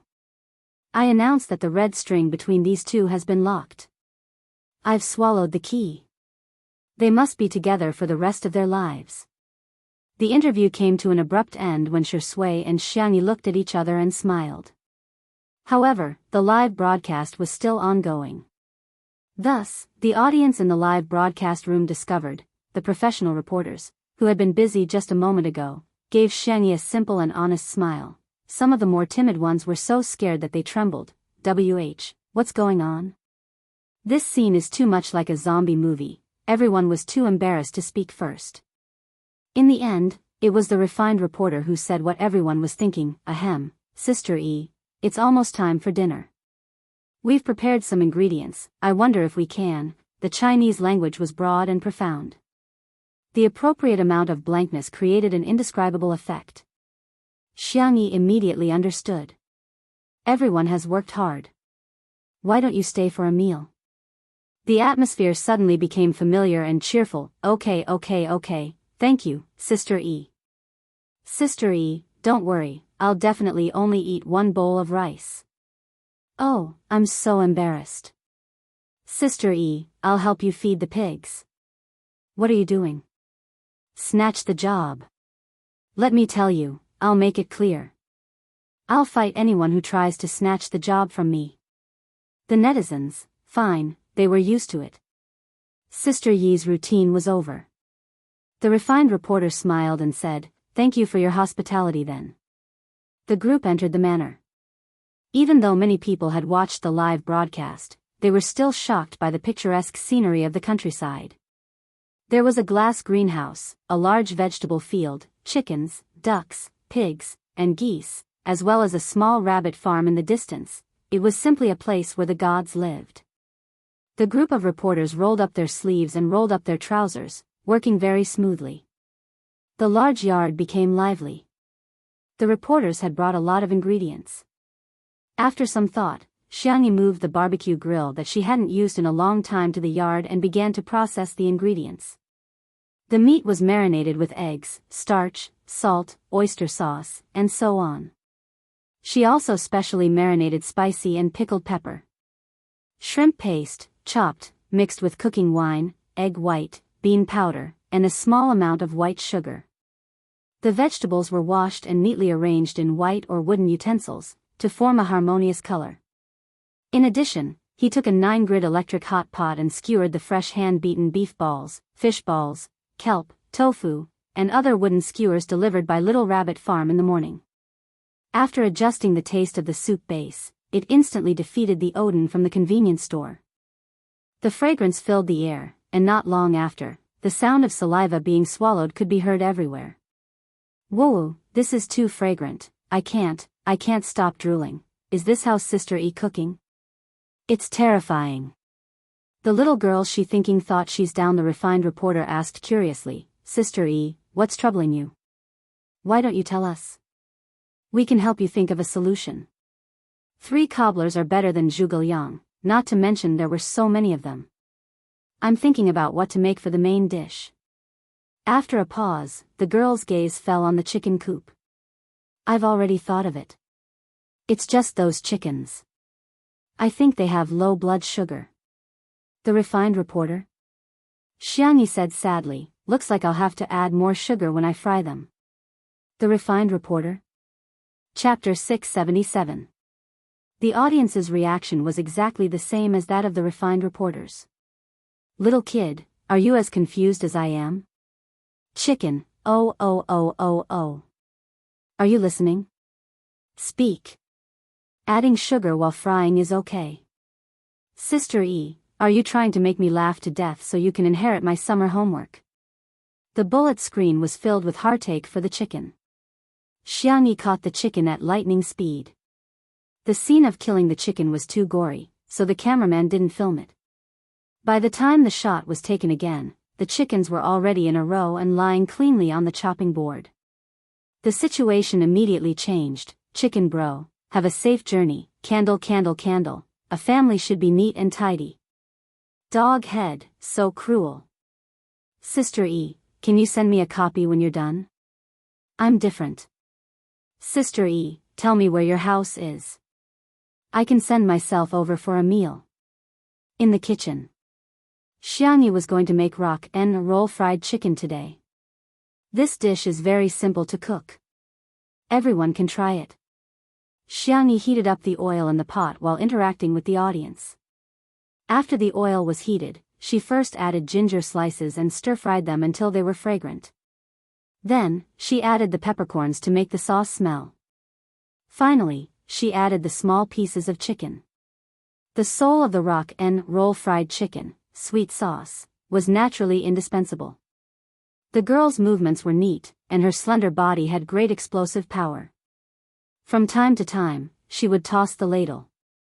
The audience cheered, "I can do it, I can do it." After stir-frying the chicken until the water evaporated, she added bone broth to the pot, brought it to a boil, and simmered it over low heat. Finally, she added green pepper, small pepper, onion, and rock sugar to add a rich spiciness and freshness. After stir-frying it evenly, it was ready to serve. In the yard, the reporters had already eaten barbecue and oden. Xiangyi's special sauce was unanimously praised. "This chili powder is amazing. It's worthy of being a super chili cultivated by a scientific research institute. Sister E actually knows how to make sauce. God, is there anything she can't do? The oden is 10,000 times better than the ones I buy at the convenience store. The meatballs are so fresh." Sure enough, the most high-end ingredients only required the simplest cooking techniques. Everyone couldn't stop praising her. They couldn't wait to write an 800-word press release to prove how delicious Xiangyi's condiments and meatballs were. Until a strong fragrance drifted along with the wind to the tip of everyone's nose. The actions of the group of people were like copy and paste, and they all turned to the source of the fragrance. He saw Xiangyi walking out of the kitchen with a big basin. Someone in the live stream commented, "She's a guest, isn't it a little inappropriate to put her in a basin? You should at least put it on a plate." This comment was quickly rebutted. "Watch if you want, get lost if you don't." Do you know why Xiao Ming's grandmother can live to the age of 80? Because his grandmother never meddles in other people's business. It must have been hard for you to grow up to this age. It's a miracle that you haven't been beaten to death after so long. This wave of attacks from the foodie fans instantly shut down the haters. Most of the time, foodie fans were very passive, but there was one exception. It was mealtime. Arguing at such a time was even more infuriating than throwing away their milk tea or throwing away their fried chicken. At this time, the young girl's clear and sweet voice, like the sound of nature, clearly passed into everyone's ears. The rock and roll fried chicken is here, in an instant. Countless people in front of the screen, like swordsmen drawing their swords, solemnly, they pulled out their chopsticks. Chapter 678. The camera zoomed in on the steaming hot rock fried chicken in the pot. The chicken was tender and fragrant. The broth was thick and the fried chicken was bright red, matching the color of the onions and green peppers. A thin layer of white sesame seeds was sprinkled on top. Just one look was enough to whet one's appetite. There was nothing fancy about it. There were only 3 words to describe it: fragrant, hungry, gluttonous. Gulp. In front of the screen, many people had already begun to swallow their saliva. The reporters in the courtyard weren't any better as their eyes were glued to the dish. "The main dishes are rice and stewed noodles," Xiangyi added. "The stewed noodles can be eaten like the big plate chicken and mixed with the broth at the end." Recalling the way to eat the big plate chicken, everyone felt that the deliciousness of this rock-fried chicken had risen to another level. The refined reporter had the most experience. He said, "Everyone, let's dig in." The group of reporters, like hungry wolves, picked up their chopsticks and picked up the chicken pieces. The most important feeling when the chicken was in the mouth was its tenderness. The faint fragrance of the sauce wrapped around the chicken. It was slightly sweet in the mouth, but the aftertaste was rich with layers of salty and spicy. The broth had completely soaked into the meat, and with one bite, it felt like the juices were about to burst. Paired with the steamed rice, it was no exaggeration to say that half a bowl of rice would be no problem with a mouthful of fried chicken.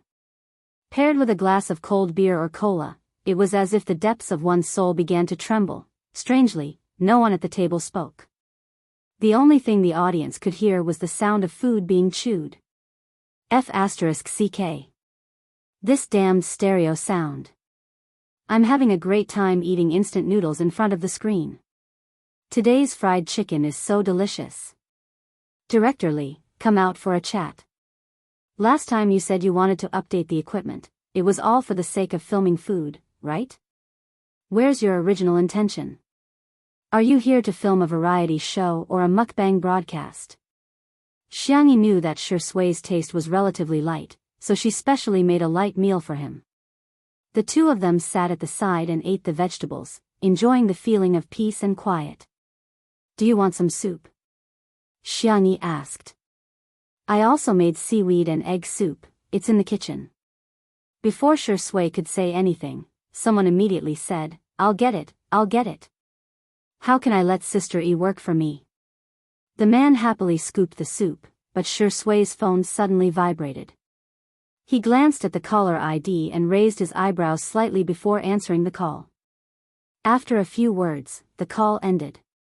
He looked at Xiangyi and said helplessly, "My little nephew has no one to take care of him these 2 days.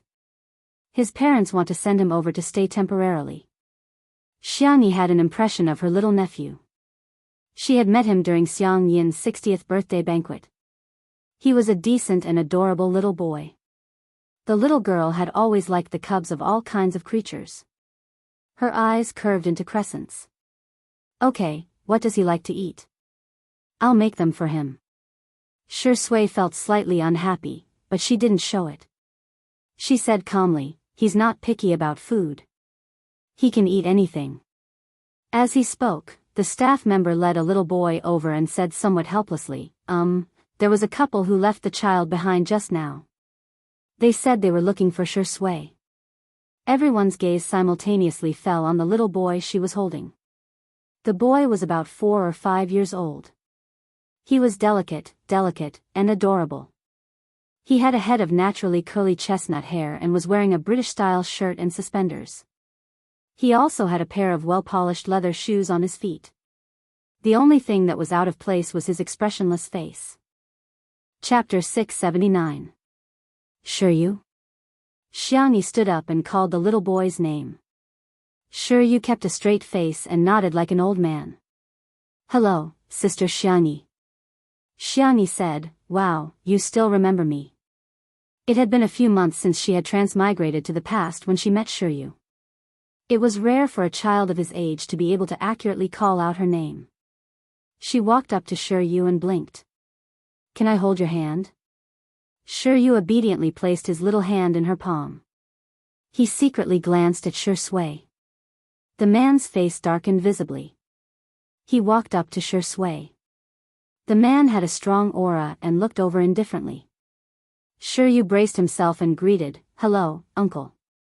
Shi Sui said, "Hello." Then, that was it. The uncle and nephew fell into a strange silence. The netizens were speechless. Were these two people biological uncle and nephew? Why did it feel like they were more polite than passers-by? Fortunately, Xiangyi came to the rescue in time and asked gently, "Are you hungry? Is there anything you want to eat?" The fragrance of rock and roll fried chicken, barbecue, and Odin rushed into Shiryu's nose crazily. The little boy used all his self-control to control himself and said the words, "I want to eat," in a reserved and appropriate manner. "Thank you, sister. I've had lunch. Do you want to eat the cake? Do you want to watch cartoons? Or tell you a story?" Xiangyi was always very patient with cubs, especially good-looking ones. Shiryu's clear black and white eyes widened as if he couldn't understand. Was there such a happy thing in the world? He scratched his head uncomfortably and rubbed his eyes. Xiangyi misunderstood these movements. "Are you sleepy? Then I'll take you to take a nap, okay?" The little boy pretended to be cold, but his voice had the unique tenderness and softness of a child. "Okay." Xiangyi held Shiryu's hand and left. The reporters smiled mischievously and winked. "Shirindi, Sister E is quite good at taking care of children." "That's right. When are you going to get married? Should we consider having a second child? After all, the 3-child policy is open now." Gossip was human nature. Even famous reporters were no exception. Shi Sui sneered and did not answer. Children? He did not like it. As for Shiryu, thinking of Xiangyi's attitude towards him, Shi Sui couldn't help grinding his teeth. In the guest room, the staff brought over a car-shaped suitcase. Shiryu took out his pajamas and was about to change when he suddenly realized something. He looked up at Xiangyi and pursed his lips in embarrassment. Sister, I want to change my clothes. Ah, I'm sorry, I'll leave now. Shiryu was silent for a few seconds before he carefully made a request that he would never dare to make it home. Sis, can you tell me a bedtime story? Huh? Xiangyi was stunned for a moment before she nodded. Okay, then you can change first. I'll go to the bathroom. Shiryu's eyes sparkled as if they were filled with stars, but he pretended not to care. Yes, okay. He vaguely looked like Shui. Xiangyi went into the bathroom and called the system in her mind. Help me search for a few fairy tales. Xiangyi ordered the system without any burden. By the way, why have you been so quiet recently? The system was silent for more than 10 seconds. It was so angry that it almost vomited blood. That's because you blocked me. Chapter 680. Xiangyi's expression didn't change. Oh, so that's how it is. System? I'm going to die from anger, I'm really going to die from anger. Although it had a high level of authority as a system, it still had to follow the most basic rules of logic. For example, if the host requested to be blocked or muted, then unless it was a special situation or the host actively called out to it, it could only be infuriated. After being speechless for a while, it said in an aggrieved tone, 10 fairy tales from different planes have been downloaded for you. Loading. Loading complete. Xiangyi was no stranger to receiving information. Soon, 10 fairy tales appeared in her mind out of thin air. She had to admit that the system was quite reliable. The fairy tales it found were more suitable for children, and there were no dark plots like eating children or turning into zombies. Thank you, thank you. Hearing the girl's gentle and polite voice, the little system couldn't help but roll around in the data stream. It had served many hosts before, but they were all especially Ling Yi, who would lie to it. In any case, compared to them, Xiangyi was like the clouds in the sky and the mud on the ground. The new host is so good, she even knows how to say thank you. The little system was delighted when it heard the girl say the cruelest words in the most gentle tone. Continue blocking mode, thank you. System, was this what the internet in this plane meant by happy only lasts 3 seconds? Why? Ah. Was it not professional enough? Was it not good enough? It was clearly many times better than that idiot Xiao Naofu. Could it be, it was not as cute as Xiao Naofu? No. The frequency of the data stream fluctuated violently, and it took a long time for it to calm down. After testing the system, Xiangyi had a rough idea of what was going on. What she knew was that the so-called missions issued by the system didn't force her to complete them, and it even took the initiative to go easy on her. Xiao Naofu used to be so close to her, but if she couldn't complete the mission, it would punish her due to the restrictions of the rules. However, after the punishment, Xiao Naofu would cry especially miserably. In addition, the system's tolerance towards her was definitely abnormal. It was as if it wasn't in a hurry for Xiangyi to complete the mission in this world. Shiryu's appearance interrupted Xiangyi's thoughts. Elder sister. The little boy's voice was clear, and the outline of his round black eyes was soft. However, the corners of his eyes were curved upwards. It could be seen that he was somewhat similar to Shui. When he grew up, he would probably also have affectionate peach blossom eyes. He changed into his blue and white checkered pajamas. Xiangyi felt that the cotton material looked familiar. You want to lie in bed and listen? Or do you want to sit there and listen, and sleep when you're tired? Xiangyi pointed in the direction of the French window. This guest room was facing a good direction. At this time, the sun was shining brightly. The pea-green curtains were pulled open, leaving a layer of lilac lace curtains, sprinkling light into the room. When the wind blew, the light seemed to jump. There was a row of tatami mats on the floor, as well as a soft couch and several pillows. Shiryu clenched his little fists and resisted the temptation. He said seriously, Sister, I'll just lie on the bed and listen. But Xiangyi smiled. I want to listen to a story by the window. Shiryu's eyes were obviously filled with joy, but he thought that he restrained it well. All right then, not making things difficult for a virtuous girl is the basic etiquette of a gentleman," he said with his baby fat face. Chapter 681. Xiangyi saw through the little boy's thoughts, but she did not expose him. She pulled Shiryu to sit down. Shiryu felt the softness of the sofa, and shock flashed through his young and round eyes. It turned out that there was such a comfortable thing in this world. He thought that this was enough happiness, but he did not expect that in the next second, Xiangyi would hand him a furry blanket and a rabbit doll. "Here, for you." Under the sunlight, the exquisite girl was so white that it seemed to glow. Her skin was fair and clear. "Then I'll start talking." Shiryu nodded stiffly and subconsciously hugged the little rabbit in his arms tightly. Soft. It seemed that everything in Sister Xiangyi's house was soft. Just like her. All of this was something that Shiryu had never dared to imagine. The sun was warm, and Sister Xiangyi's voice was gentle. Shiryu did not take long to feel sleepy. Even though he adhered to strict family teachings and paid attention to his sitting posture, he was still young.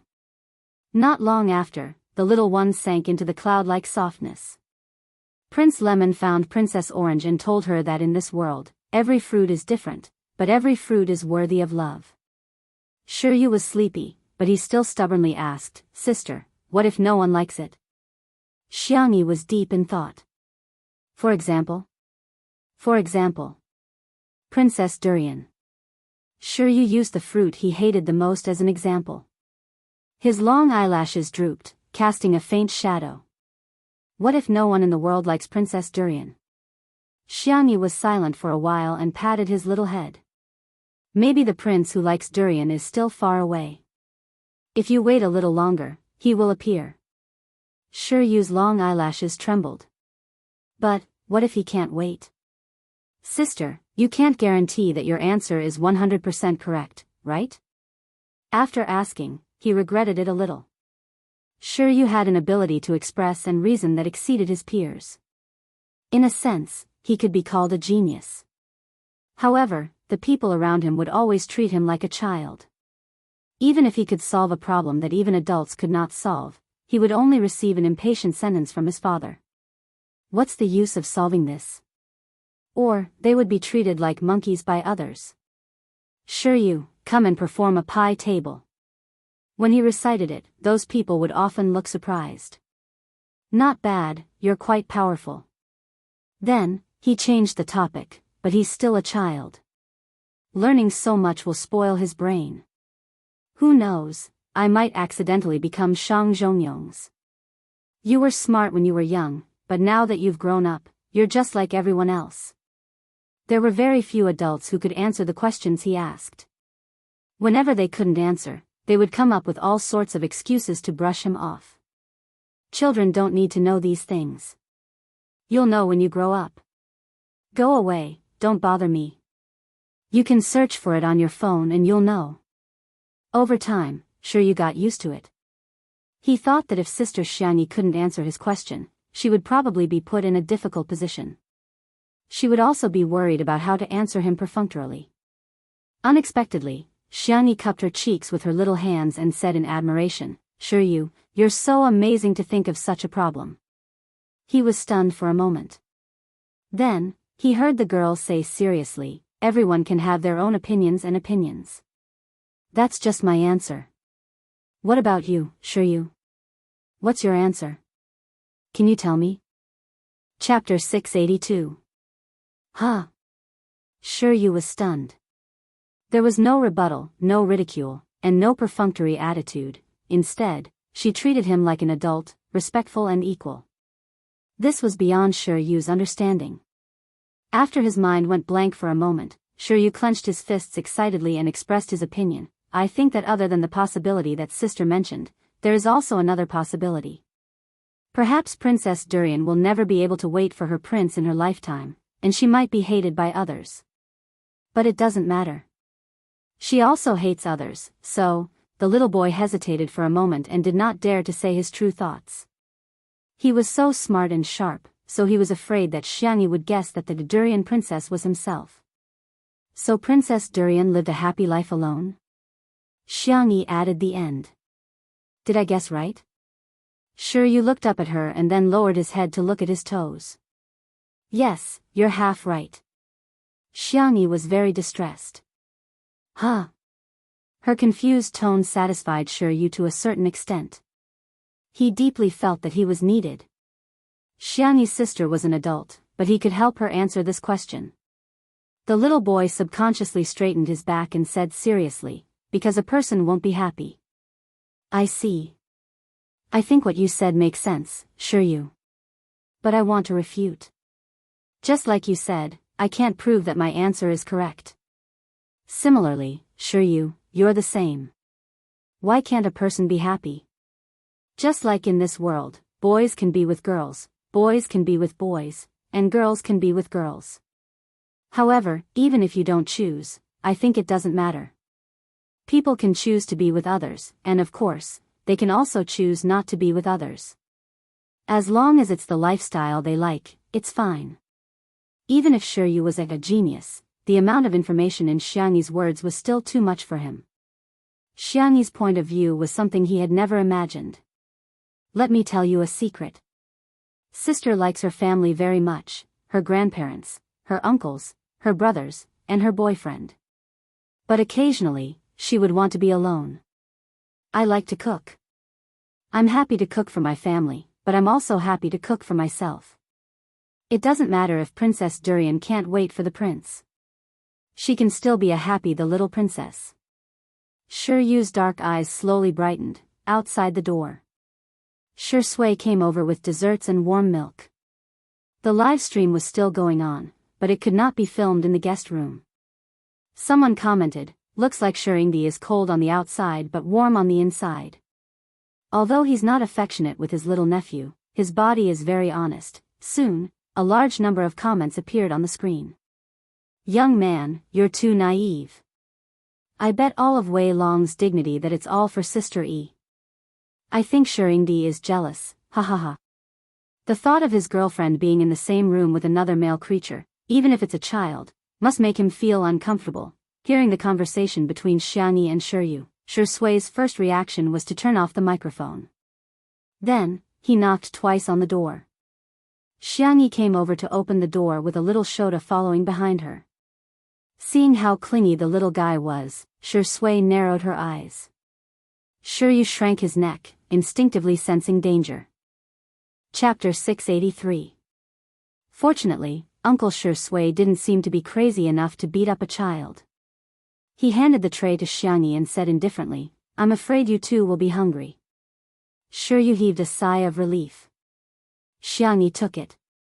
Thank you, boyfriend. I'll continue telling Shi Yu stories. Hearing this, Shi Yu grabbed Xiang Yi's clothes out of a childish desire to show off. He mustered up his courage and said, Big sister's stories are very nice. It wasn't just stories. Her speech was also very nice. Shi Yu was overjoyed. In just a short while, he wished that he could stay here forever. Shi Sui stared at him for a few seconds, then lowered his long eyelashes and said in a slightly hoarse voice, No one has ever told me a story since I was young. Xiang Yi was stunned. Not far away, Xiao Naofu, who was swaying on a hammock in the cat villa, couldn't help but roll its eyes when it heard Shi Sui's words. How could there be such a shameless dog man like Shi Sui in this world? Although the audience in the live stream couldn't hear anything, Shi Sui was worthy of being called the best actor. Just the action of lowering his head was enough to make people's imaginations run wild. Judging from Xiao Naofu's expression, Shirindi must be an old green tea. Shi Sui's acting is superb. Just the action of lowering his eyes and opening his mouth makes me feel so pitiful. I want to hug him. My focus is different from yours. Yu Yu is still so young, but his facial features are already so good-looking. I have a bold idea. Yu Yu, big sister can wait for you to grow up. Dog head, Xiang Yi thought for a while, then asked tentatively, then. I'll tell both of you at the same time. Shi Yu's expression was slightly resistant. Shi Sui, however, curled his lips. Okay, thus, a certain best actor swaggered into the room, forming a sharp contrast with Shi Sui's dark expression. Xiao Naofu, meow meow meow. You. This dog man's tea skills are superb. After the three of them entered the guest room, the screen of the live stream went dark for a few seconds before changing to the courtyard. The audience was extremely anxious. Who wanted to watch these people eat and drink? Wouldn't that be too lonely? Everyone protested under the official Weibo account. Li Jianyu had a headache when he saw those comments. He was hesitating whether he should call Xiangyi and Shui out when the door opened. Xiangyi went to the living room and rummaged through the cabinets. He asked curiously, Sister Yi, what are you looking for? Do you need help? Xiangyi, yellow paper, cinnabar. Li Jianyu was dumbfounded. What the hell? Something for drawing talismans. The girl's answer shocked Li Jianyu. Sister Yi. Calm down. We can't engage in superstitious activities. Otherwise, the live stream room might be warned or banned.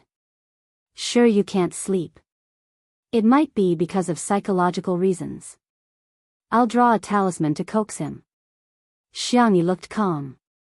We have to believe in science. From a medical point of view, this is similar to placebo. Is that so? Li Jianyu was confused, but seeing how calm Xiangyi was, he didn't suspect anything. The girl took out her talisman drawing tools and spread the yellow paper on the table. She casually dipped it in cinnabar, and her movements were smooth and fluid. In just a moment, a talisman was drawn. The live stream audience was dumbfounded. It seems quite like that. However, there were also people who questioned, is it that casual? Drawing talismans is a very serious matter. One needs to bathe, change clothes, burn incense, and wash the brush. Xiangyi's drawing is simply child's play.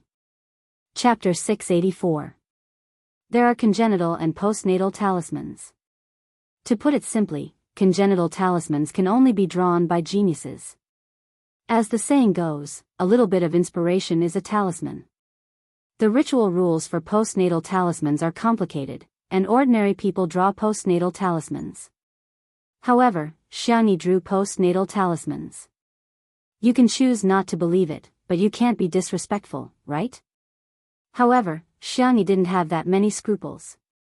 What she drew was a heart-calming talisman that she had learned in a certain immortal cultivation world, which had the effect of calming the mind. However, she was in her own world and didn't have the so-called dermic powers. There was also no spiritual energy in this world, so she felt that this talisman wouldn't have any substantial effect. It was just to coax children. Little did she know that the video of her drawing talismans was coincidentally seen by a certain talisman enthusiast. Professor Zhu had done a lot of research on traditional Chinese culture, especially the classics of mountains and seas, myths, and other aspects.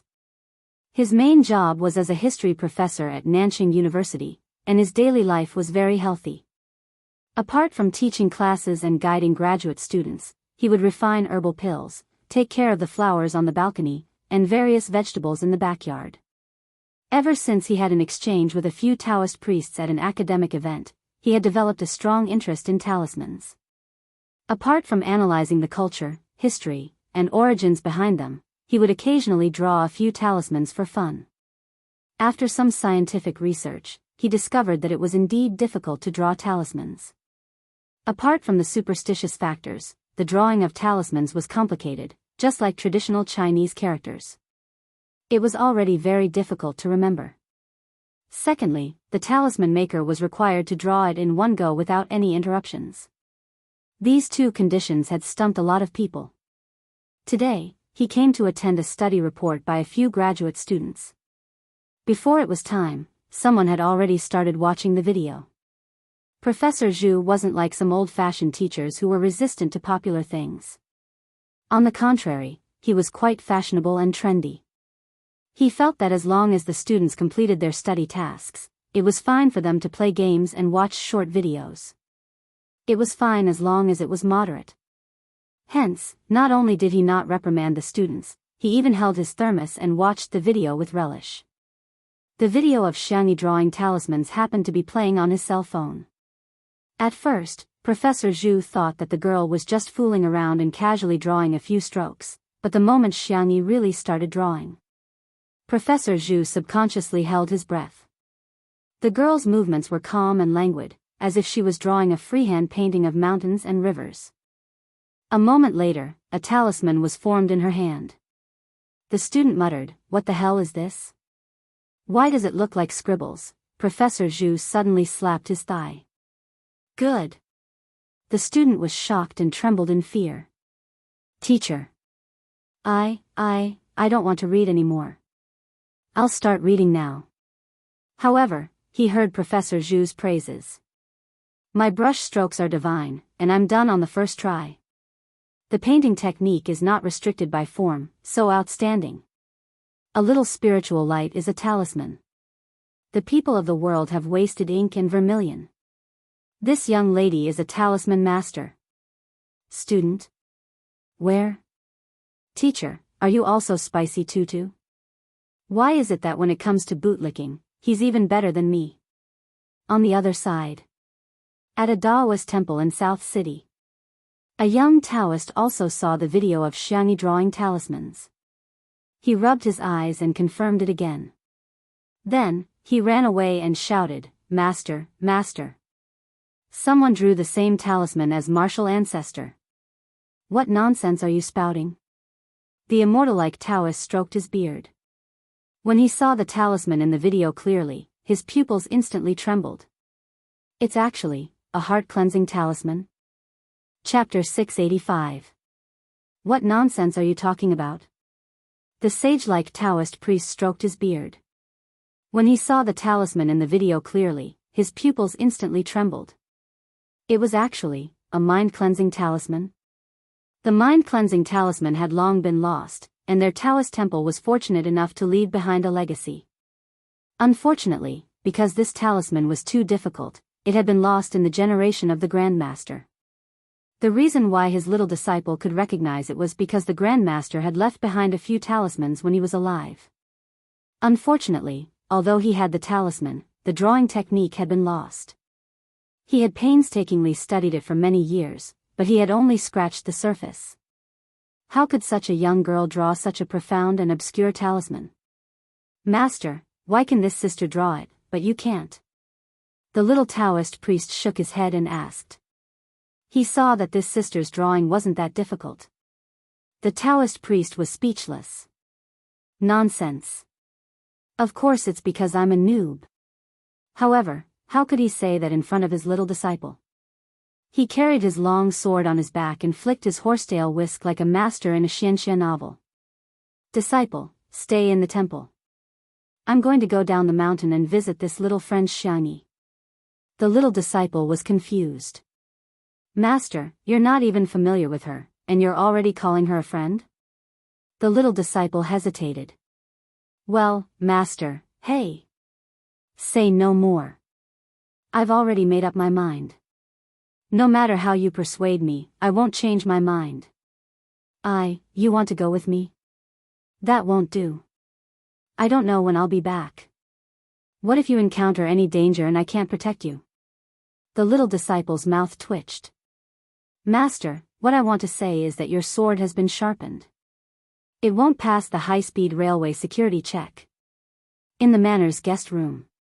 In response to the strong requests of the live stream viewers and Shiyu's approval, Li Jinyu brought old Zhang into the guest room to film.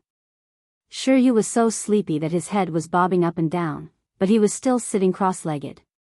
Shi Sui, who was sitting opposite him, was slowly pouring a cup of hot tea for Xiangyi. Seeing Xiangyi come in, Shiyu forced himself to stay awake. Because of his sleepiness, the little boy's voice became soft. "Sister," Xiangyi took out the talisman from behind and said with a smile, "Here, this is the lucky spell that Prince Lemon gave to Princess Durian. It has been enchanted by the witch. If you put it under your pillow to sleep, you will sleep soundly."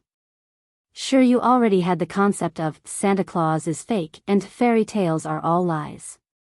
He blinked twice. He clearly knew that Xiangyi was coaxing him. But he liked it so much. The little boy carefully placed the talisman paper under the pillow as if it was a precious treasure. Xiangyi tucked him in. Good afternoon. Shi Yu stole a glance at Shi Sui and said boldly, Good afternoon, sister. Suddenly, a large number of viewers in the live stream were shouting that they wanted to steal the cute baby. Shi Yu had never slept well, but for some reason, not only did he fall asleep very quickly today, he even had a particularly beautiful dream. After the little boy fell asleep, Xiangyi pulled Shi Sui away. After carefully closing the door, Xiangyi sighed. Shi Yu is so obedient. He must be very easy to take care of. Shi Sui replied with an ambiguous and casually picked up a lock of Xiangyi's hair to play with. Am I not obedient? His deep voice was tinged with a hint of pity. The man's expression was as usual, but his eyes were wet. He was simply weak, helpless, and wronged. Xiangyi! Exclamation point. Other children have lucky charms. The fresh fragrance of tea filled the living room. Unlike me, I don't have anything. Chapter 686. Hearing this, Xiao Naofu, I'm about to vomit. Li Jianyu, I can't watch this, I really can't watch this. The netizens watching the live stream, wow, I'm so impressed. Shirindi, aren't you going to consider starting a tea ceremony class? I'll be the first to sign up. What Longjing before the rain, Mao Jian before the light, Dongting and Biluakun before the rain. Everything pales in comparison to Shirindi, tasteless and dull. Xiangyi panicked and hurriedly comforted him. No, of course our Shi Sui will have it too. Shi Sui whispered in a self-deprecating tone, Sister E, you don't have to say any more, I understand. How can a person like me deserve to have a witch's magic? Who said you don't deserve it? Xiangyi grabbed his hand and said righteously, I'll draw it for you right now.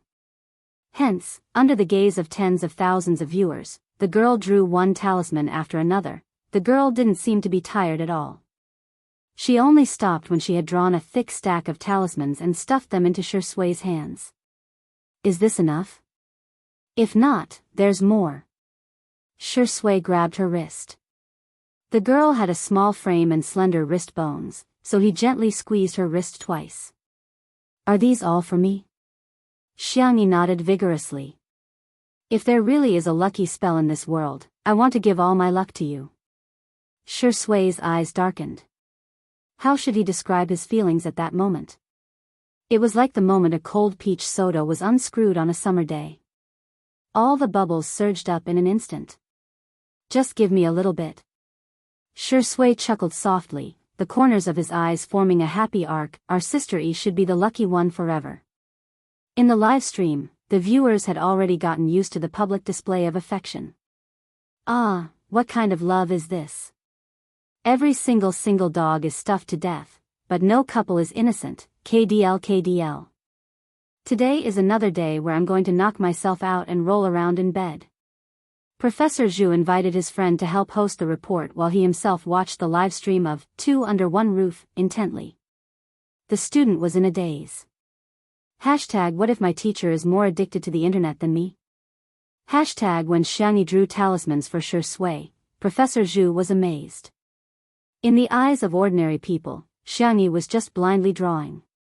But in his eyes, every stroke of Xiangyi's was exquisite beyond compare. It contained ancient history, traditional culture, and the inheritance of faith. How was this drawing talismans? This was simply art. Daoist Ren was forced to change his peachwood sword and take the high-speed train to Nanchang. His eyes were fixed on the phone, and the passers-by beside him shook their heads. This was truly the era of entertainment to death. Even Taoist priests were following variety shows. Little did they know that Daoist Ren was so shocked that he was speechless. Heart-cleansing talisman. Safety talisman. House-guarding talisman. Most of them were talismans that he had never seen or heard of in his life. Not only did the variety of talismans make him dumbfounded, but what was even more surprising was that Xiangyi drew one talisman after another without taking a break in between. Drawing talismans was very taxing on the mind, and he had to rest after drawing one talisman. His master could draw up to 3 talismans at most, and it would be difficult for him to continue after that. But this little friend Xiangyi, how is this a painting? It was more like a photocopier. Taoist Ren was trembling as he forwarded the video to his peer group. Fellow Taoists, if you don't watch this video, you won't be Chinese. Some people in the group saw this and sneered. What kind of ridiculous rumors did old Ren forward to the group? Chapter 687. It was nothing more than something along the lines of, how did an old woman in her 60s achieve enlightenment, or, good writing, repost it to your friends to keep your house safe. When they clicked on the video, they saw a fair-skinned and calm girl drawing talismans with a cinnabar brush. It was nothing more than. Wait a minute. It was done in one go? If that was all, it wouldn't be a big deal, but every subsequent one was the same. Moreover, the variety of talismans and their difficulty was beyond the imagination of these Taoist masters. When the last second of the video ended, the screen went black again. Several blank faces were reflected on the screen. Who exactly was this little friend? The group that had been silent for a long time suddenly became lively. Taoist Master Min from Baiyin Temple, what's this little friend's name? Where does she live? Does anyone know? Taoist Master Su from Yuchuan Temple, Taoist Master Ren from Qingshui Temple, long time no see, I miss you. Taoist Master Yu from Yongla Temple, Taoist Master Ren from Qingshui Temple, you and I have known each other for many years. Even if we're not brothers, we're closer than brothers. Can you reveal some information about this little friend?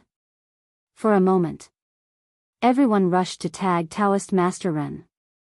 Taoist Master Ren, who had always been hated by everyone in the group, suddenly became the most popular person in the group.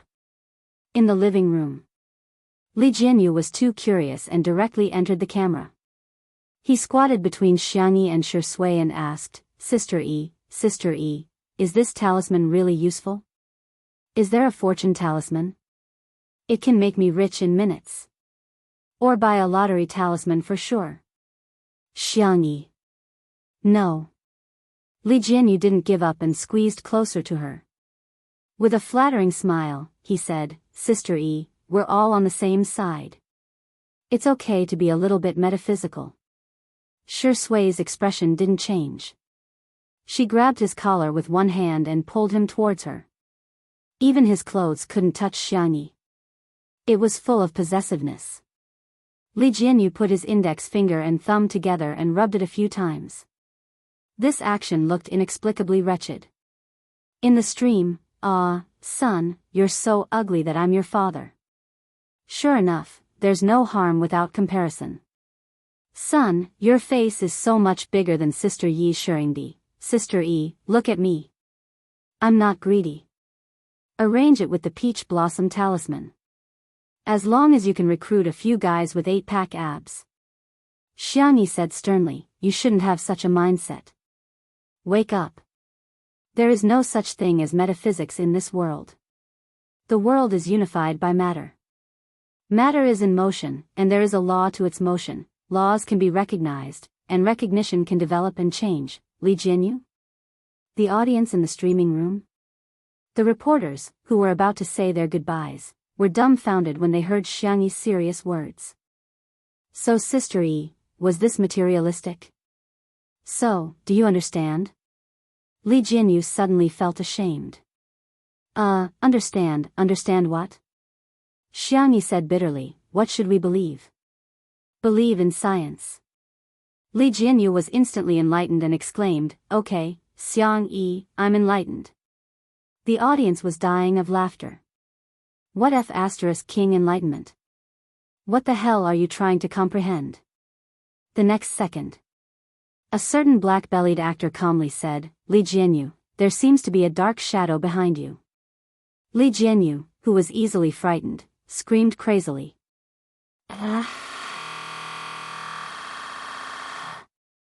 Chapter 688.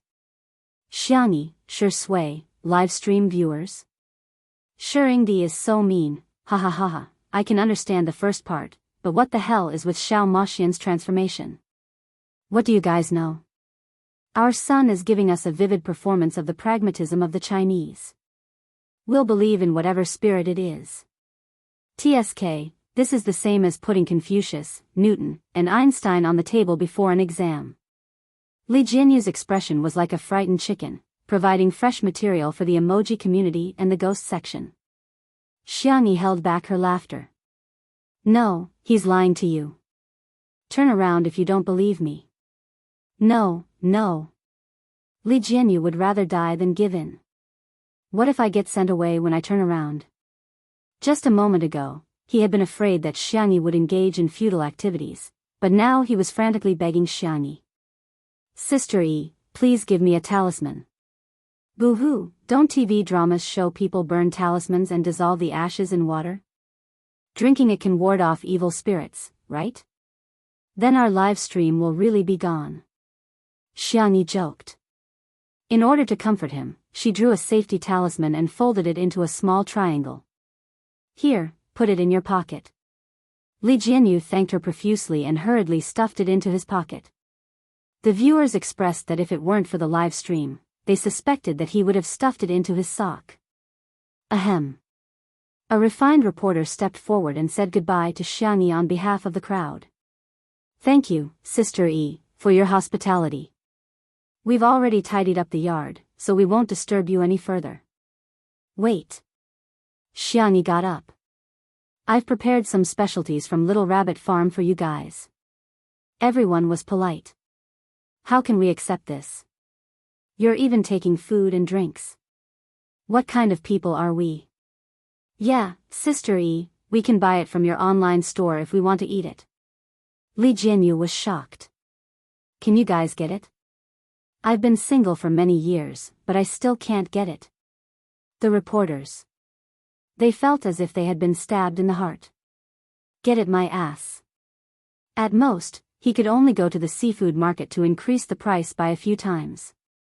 A smile appeared in Xiangyi's eyes. It just so happens that a new product has been released recently. You can take it back and try it. The little girl was meticulous and had already arranged for people to prepare the local specialties. Everyone was given a basket. Inside were Little Rabbit Farm's signature products, such as spicy rabbit head, spicy beef, milk strawberries, and so on. There were also vacuum-packed pickled radishes, pickled cabbage, and 3 packets of a new product, instant rice noodles. The packaging was as cute as ever. A soft bunny was holding a bowl and eating rice noodles in big mouthfuls. The audience in the live stream room. Ah, another new product? Time to test your hand speed. Heh, new products are coming out pretty quickly. If you're so capable, you can buy as many as you want. I dare to buy women, but do you dare to sell them? Xiangyi is really the biggest obstacle in my pursuit of stardom. Mama doesn't even know how to spend money for you. Hurry up and accept endorsements. Hurry up and shoot the new products in the magazines. Mommy wants to spend money on you. The reporters were flattered and thanked him profusely. When they reached the door, someone exclaimed in surprise, "Wow, I have a small jar of barbecue sauce inside." Sister E, did you hear me say that the barbecue sauce is delicious? Wow, I have one too. I mentioned that I wanted to drink big sauce soup and there's actually a jar of big sauce inside. Sob sob, mine is fruit. Sister E is so considerate. Everyone shared their joy. The feeling of being cared for was really wonderful. Chapter 689. Xiangyi and Shui did not have the habit of taking afternoon naps. As usual, they sat by the floor-to-ceiling windows, one reading a script while the other flipped through medical books. Occasionally, they would whisper a few words to each other. Unlike other fast-paced variety shows, Two Under One Roof was a slow and leisurely routine most of the time. However, it was very comfortable. Their lifestyle was also imitated by many people. Many people would often turn on the live stream and turn down the volume before doing their homework or reading. Not only did they calm down, but they also improved themselves. Around 2:00. Sure you woke up. He hadn't slept so well in a long time. He stretched his back and suddenly thought of something, after which he scurried out of the room barefooted. Shui was the only one in the living room. The little boy froze in place and hesitated for a few seconds before asking timidly, "Uncle, where's Sister Xiangyi?" Shui glanced at him and said calmly, "She went to get changed. Do you want some water?" Shui shook his head and grabbed the corner of his pajamas helplessly. Fortunately, little Shiji came over and nudged his calf. Shiryu's tensed body finally relaxed a little. He squatted down and looked at little Shiji for a few seconds before asking carefully, "Can I touch you?" Woof. The little boy's black eyes lit up and he wiped his little hands on his clothes before gently touching little Shiji's head. It was furry and a little warm. Xiao Naofu widened its icy blue eyes. This stupid cub actually touched that silly dog instead of me? Although I like being touched too. I'm the most popular one in this family. Hence, Xiao Naofu pushed little Shiji away and spoke to Shiryu in a soft and coquettish voice. Meow meow, no human can resist a cat. Not even a human cub. Shiryu held his breath, amazed by how adorable Xiao Naofu was. Seeing that he didn't react for a long time, Xiao Naofu tilted its head and grabbed Shiryu's sleeve with its little paw. Meow? Is this Huhu not charming enough? How could this detestable cub be indifferent to this Huhu's body? This scene of jealousy was a critical hit to the cute pet and treasure lovers in front of the screen. Today, I'm going to steal little Shiji and Xiao Naofu again. Is there any weapon more lethal than the combination of cute pets and cute babies? No. There's the Tea Saint before, and now there's the Tea King. I wonder if the Tea Saint or the Tea King's acting skills are better. I recommend that both of them be admitted to the national team as an exception. If I say that Shirindi and Xiao Naofu are tea artists, does anyone refute that? Shiryu finally couldn't help but reach out his little hand and gently poked Xiao Naofu's head. Schwa, once they touched, they separated. However, that feeling seemed to be even better than touching little Shiji. Xiao Naofu, heh, sure enough, there's no man this Huhu can't seduce. The kitten lightly jumped into Shiryu's arms and took the initiative to rub against his chest as if it was acting coquettishly. Shiryu was speechless. It rubbed against me. The cat rubbed against me. It smells so nice, so soft, and so cute. Shiryu looked around and saw that Shui was still staring at the script in his hand. The little cub's black grape-like eyes were bright and clear. He hugged Xiao Naofu with both hands and said in a mature tone, May I kiss you?" Without waiting for Xiao Naofu to answer, he smacked his lips and kissed Xiao Naofu's forehead. Shiryu's ears immediately turned red. Xiao Naofu was dumbfounded. F***ck, you guys with the surname Shur are indeed dogs from the same lineage. Chapter 690. No, this cub was even worse than that old man, Shui. He was asking for permission with his mouth, and then he kissed him directly.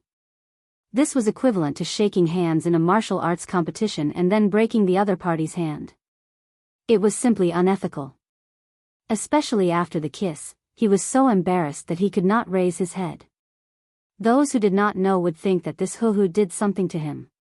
Shiryu was really embarrassed. He never thought that he would actually do such a thing like kissing a kitten. This went against the gentleman education he had received since he was young. Sob sob. Sob sob sob, just as the little boy wanted to dig a hole and bury himself in it, Xianyi came out after changing her clothes. The young girl had changed into a light blue and white sportswear. At first glance, it looked a bit like a high school sportswear, but she looked like the school bell in it. Shiryu, why is your face so red? Do you have a fever? Xianyi's tone was worried.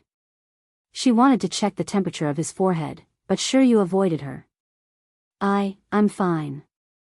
The little boy was embarrassed. He was afraid that Xianyi would find out that he had secretly kissed the kitten.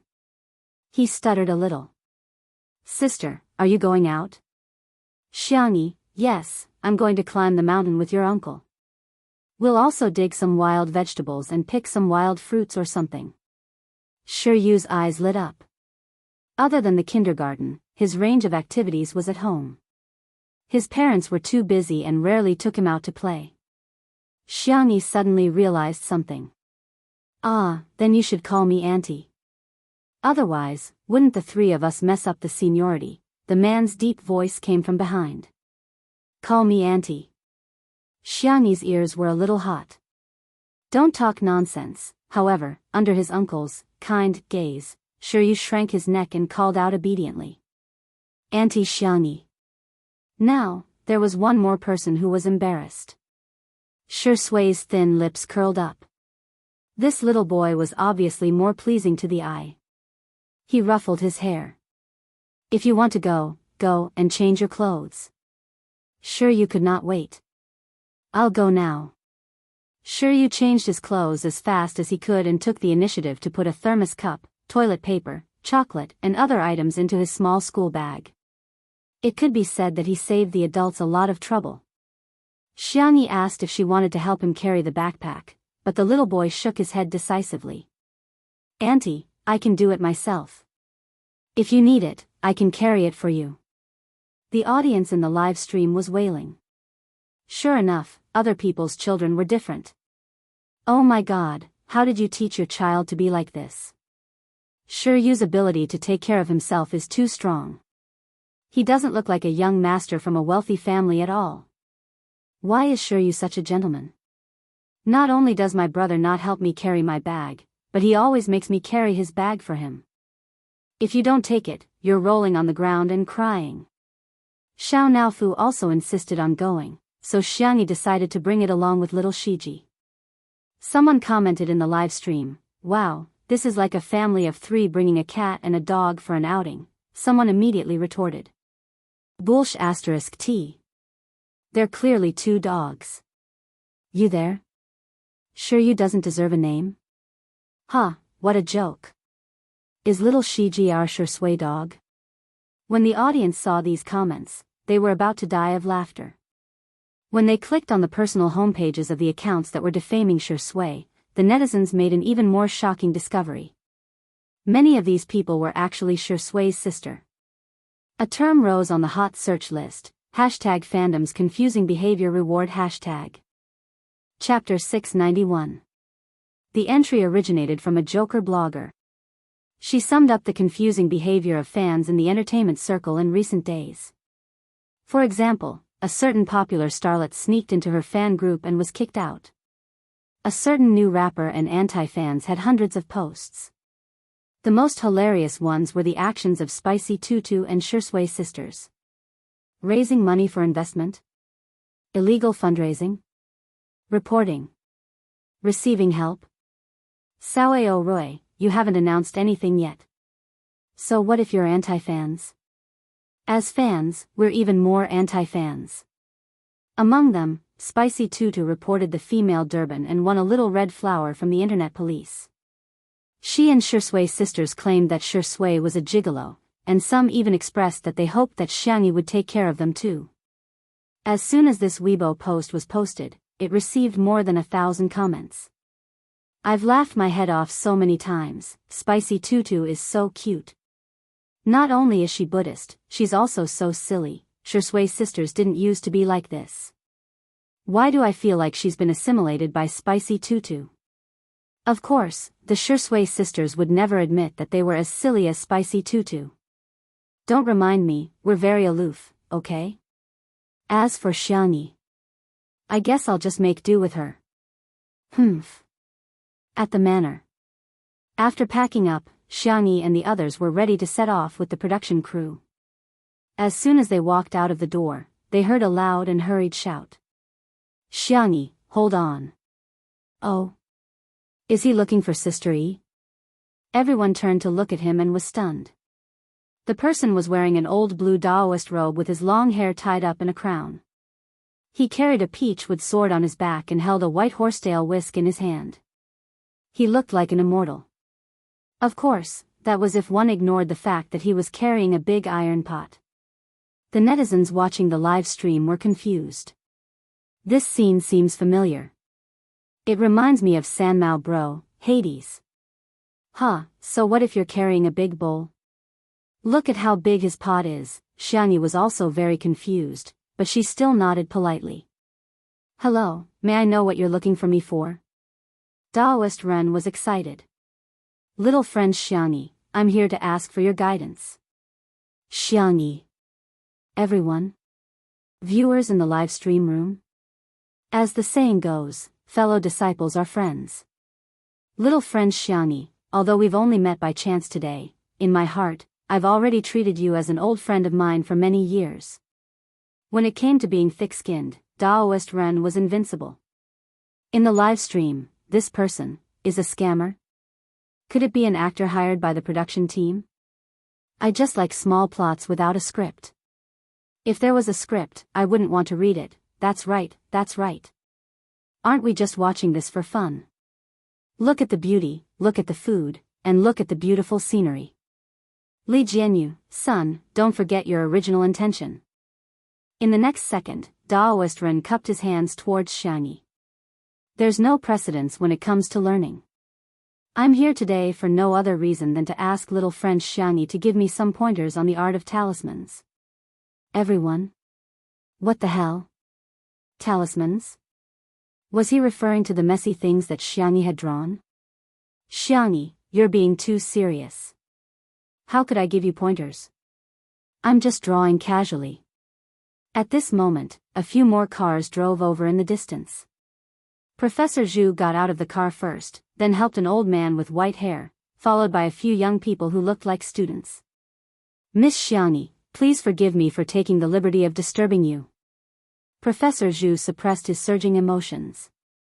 On behalf of the Nanjing Historical and Cultural Research Institute, we'd like to ask for your guidance. Chapter 692. Professor Zhu, nice to meet you. Li Jianyu stepped forward to receive him. Didn't you say that you would be coming tomorrow? The Research Institute had indeed contacted the production team, but the appointed time was tomorrow. The production team felt that this was not only a good thing for Xiangni, but also a good way to educate the public about history and culture. Hence, they readily agreed. Professor Zhu said in surprise, well, I'm the one who can't wait to meet Miss Xiang. The gray-haired old professor next to him spoke up. The old man was old and his back was a little hunched, but his eyes were full of wisdom. Please forgive me if I've disturbed you in any way. Teacher Ji. Although her memory was a little fuzzy, Xiangni still recognized him. When I was in university, I had the honor of attending one of your lectures. In the live stream, if you don't understand, just ask. Are these two people very powerful? Of course. History is the ace major of Nanjing University, and Professor Zhu is the ace professor of the history department. The old man next to him is his Ph.D. advisor, Mr. Ji, who is currently a leading figure in the academic world. Everyone was even more surprised after learning the identities of the two. Such a powerful figure actually asked for Xiangni's advice? Oh my god. Just how impressive is Sister E? Due to the sudden visit of Daoist Ren, Mr. Ji, and Professor Zhu, the matter of going up the mountain had to be put on hold for the time being. Everyone returned to the living room where Xiangni personally brewed some tea and sat down obediently on the sofa. Shi Sui sat next to her, and the two of them looked like super straight-A students who were waiting for the teacher to ask them questions. They were calm and composed. Mr. Ji and Professor Zhu were excellent at maintaining their composure. The two of them slowly tasted Xiangni's tea and their eyes lit up. Good tea. Daoist Ren couldn't help but ask, Xiangni, where did you learn talismans from? Xiangni naturally couldn't disclose the fact that she had transmigrated, so she casually said, I don't have a master, I'm just doing my own research for fun. Daoist Ren didn't continue on this topic, thinking that Xiangni must have had her own opportunities. He immediately praised, you're really a genius. A genius. Genius. In the cultivation plane, Xiangni had seen too many amazing talisman crafting geniuses. She had always thought that her standard was very average. Now, she was embarrassed by the compliments. You flatter me. No, these are all words from the bottom of my heart. I've studied talismans for several decades, and I've only scratched the surface. Little friend Xiangni is so young, but she has such accomplishments. If she was in the ancient times, she would definitely be someone who would establish a sect and become an immortal. The bullet screen was filled with laughter. The Taoist priest is too good with words. It is recommended to publish the book on the spot. There were also people who retorted, attain the Tao? Aren't you praising him too much? That's too much of an exaggeration. It's obviously self-directed. No, you can become an immortal just by scribbling a few scribbles. This person must have read too many Xianxia novels. At this moment, Professor Zhu said, have you heard of the Yuxia civilization? Shi Sui said, are you referring to the ancient Yuxia kingdom? I don't know much about history, and I only know some general knowledge. There are no records of the ancient Yuxia kingdom in history books, but there is currently a school of thought in the academic world that believes that the ancient Yuxia kingdom really existed. That's right. Mr. G's voice was loud like a bell. At the mention of academics, his entire aura seemed to have changed. There is currently a lack of evidence to prove the existence of the ancient Yuxia kingdom, but I think that Miss Xiang's talismans can give us a glimpse of the prosperous civilization of that time. Chapter 693. His words caused everyone to fall silent for a few seconds. Even the comments in the live stream began to dwindle, followed by a large row of question marks. What the F***CK? Ah, history buffs are here. Can this really prove the existence of the Yuxia civilization? If that's the case, it'll be a great revolution for history, no, the entire humanities.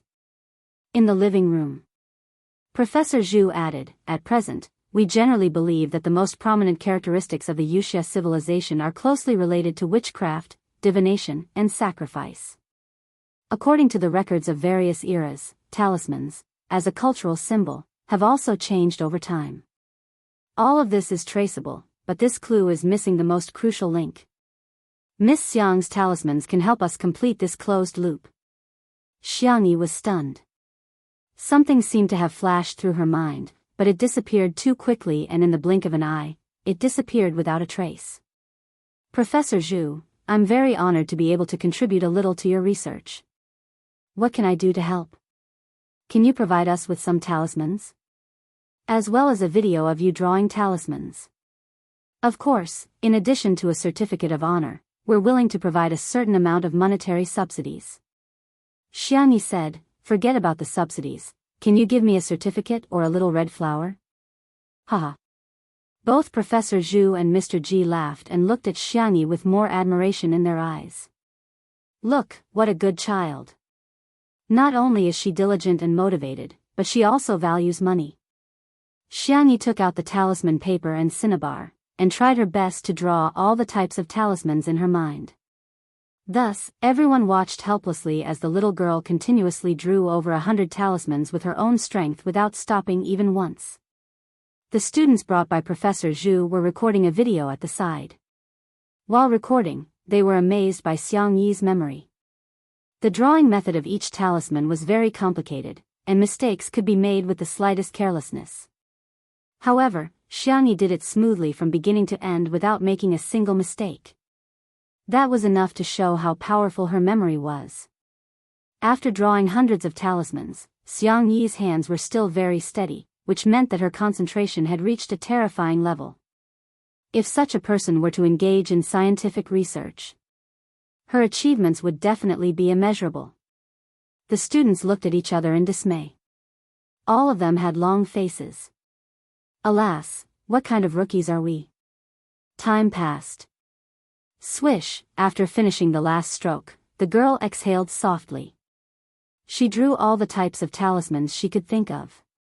She should be able to help Professor Zhu and the others a little, right? I'm done. Xiangyi turned around and asked the students, have you recorded everything clearly? Is there anything that needs to be recorded? The few of them were stunned at first, then they reacted. It's done, it's done. Very clear. We even took pictures from different angles. Before they came, they were still a little prejudiced against Xiangyi. After all, it was easy for a female celebrity to give people the impression that she relied on her looks to make a living. But Xiangyi's talent and character had conquered them. Gentleness could be seen in the details. If he was lucky enough to be friends with her, it would definitely be very comfortable getting along with her. Professor Zhu and the others thanked him profusely as if they had received a treasure. They were in a hurry to go back and do their research, so they proposed to leave first. Before leaving, Mr. G broke free from Professor Zhu's support, faced Xiangyi, and with much difficulty, he bowed. Miss Xiang, thank you for your selfless dedication. I'm proud of the country for having a young person like you. Chapter 694. He pulled out his peachwood sword, stuck a talisman on it, and threw the sword into the air. The live stream viewers. Oh my god, can he really fly on a sword? In the next second, the peachwood sword hit Daoist Ren's head and he let out a shrill scream. Ouch, it hurts. Everyone, Li Jinyu said cheekily, don't imitate that dangerous move. Thank you, Daoist Ren, for your performance. He sacrificed himself to entertain us. His spirit is so commendable. The live stream viewers, talking nonsense with a straight face, ha ha ha ha, Daoist Ren is my laughing point today, Daoist Ren, this sword is immoral. It sneaked an attack on a middle-aged man like me. I advise this sword to take care of itself. Everyone laughed heartily, and the nervousness from before vanished like smoke in thin air. That's right, flying on a sword and flying on a sword are all movies. How could they exist in real life? Xiangyi tried hard to hold back her laughter. Daoist Ren, we're preparing to go up the mountain. Would you like to rest here for a while? Daoist Ren had yet to recover from the blow. He muttered to himself several times, this is impossible, but when he heard Xiangyi's words, he forced himself to cheer up. His gaze swept across Xiangyi, Shui, and Shiryu. Daoist Ren frowned. It's not safe on the mountain. You're a delicate girl with two powerless men. What if you encounter a wild beast? Xiangyi, I'll go with you. Shui? Shiryu? The expressions of the Shi uncle and niece seemed to be carved out of the same mold. There was a hint of coldness in their expressionless faces. However, the live stream viewers laughed out loud. Daoist Ren, have you seen a delicate girl who can kill a 200-pound pig? Light up a cigarette, ha ha ha, Shui is being treated as a gigolo again, Shiryu, it's fine if you say I'm powerless, but you're going overboard by saying that my uncle is. In short, Daoist Ren insisted on going together. Xiangyi and the others felt that it was fine and set off together. The audience was used to the usual live broadcast in the manner, so it was very refreshing to go out occasionally. Soon, the group arrived at the foot of the mountain. The nearby mountain was continuous, and the main peak was quite high above sea level. Today, Xiangyi and the others were going to climb a lower peak. Although the altitude was low, it hadn't been artificially developed. As far as the eye could see, it was a sea of green. The air was fresh and pleasant, and the chirping of birds and cicadas could be heard. The mountain stream was so clear that one could see the bottom. One could even see a few fish swimming in it. Xiangyi plucked a piece of green foxtail. The young girl was very skillful. She weaved a little rabbit for Shiryu to play with. Shiryu thanked him obediently and held it in his hands as if he had obtained a treasure. He even pretended as if nothing had happened and waved his hand in front of Shui.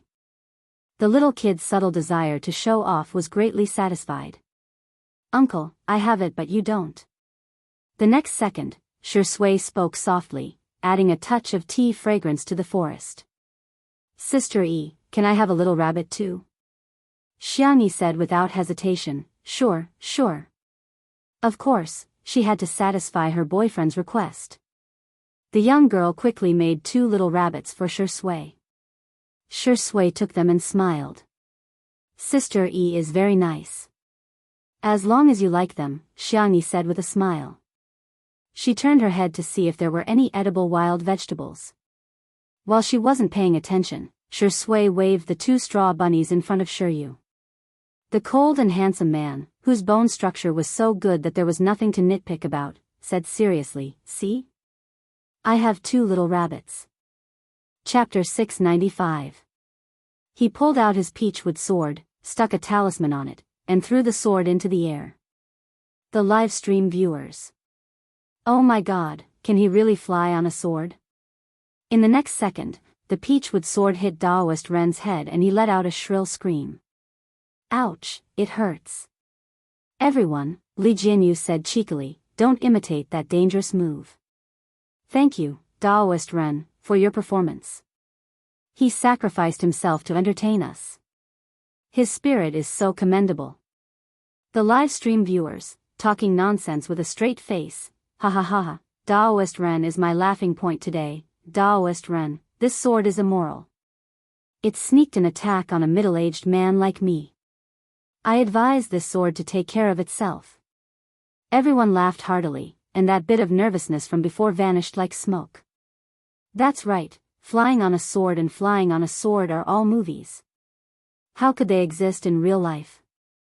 Xiangyi tried hard to hold back her laughter. Daoist Ren, we're preparing to go up the mountain. Would you like to rest here for a while?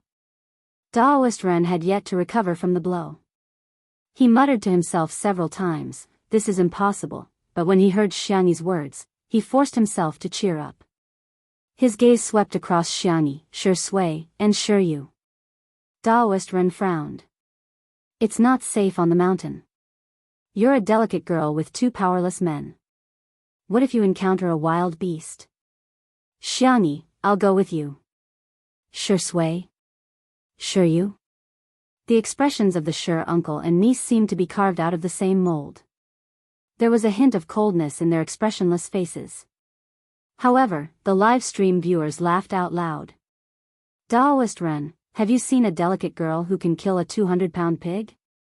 Light up a cigarette, ha ha ha, Shi Sui is being treated as a gigolo again. Shi Yu, it's fine if you say I'm powerless, but you're going overboard by saying that my uncle is. In short, Daoist Ren insisted on going together. Xiangyi and the others felt that it was fine and set off together. The audience was used to the usual live broadcast in the manor, so it was very refreshing to go out occasionally. Soon, the group arrived at the foot of the mountain. The nearby mountain was continuous, and the main peak was quite high above sea level. Today, Xiangyi and the others were going to climb a lower peak. Although the altitude was low, it hadn't been artificially developed. As far as the eye could see, it was a sea of green. The air was fresh and pleasant, and the chirping of birds and cicadas could be heard. The mountain stream was so clear that one could see the bottom. One could even see a few fish swimming in it. Xiangyi plucked a piece of green foxtail. The young girl was very skillful. She weaved a little rabbit for Shi Yu to play with. Shi Yu thanked him obediently and held it in his hands as if he had obtained a treasure. He even pretended as if nothing had happened and waved his hand in front of Shi Sui. The little kid's subtle desire to show off was greatly satisfied. Uncle, I have it but you don't. The next second, Shi Sui spoke softly, adding a touch of tea fragrance to the forest. Sister E, can I have a little rabbit too? Xiangyi said without hesitation, sure, sure. Of course, she had to satisfy her boyfriend's request. The young girl quickly made 2 little rabbits for Shi Sui. Shi Sui took them and smiled. Sister E is very nice. As long as you like them, Xiangyi said with a smile. She turned her head to see if there were any edible wild vegetables. While she wasn't paying attention, Shi Sui waved the 2 straw bunnies in front of Shi Yu. The cold and handsome man had an impeccable physique. He said in a serious tone, do you see? I have 2 little rabbits.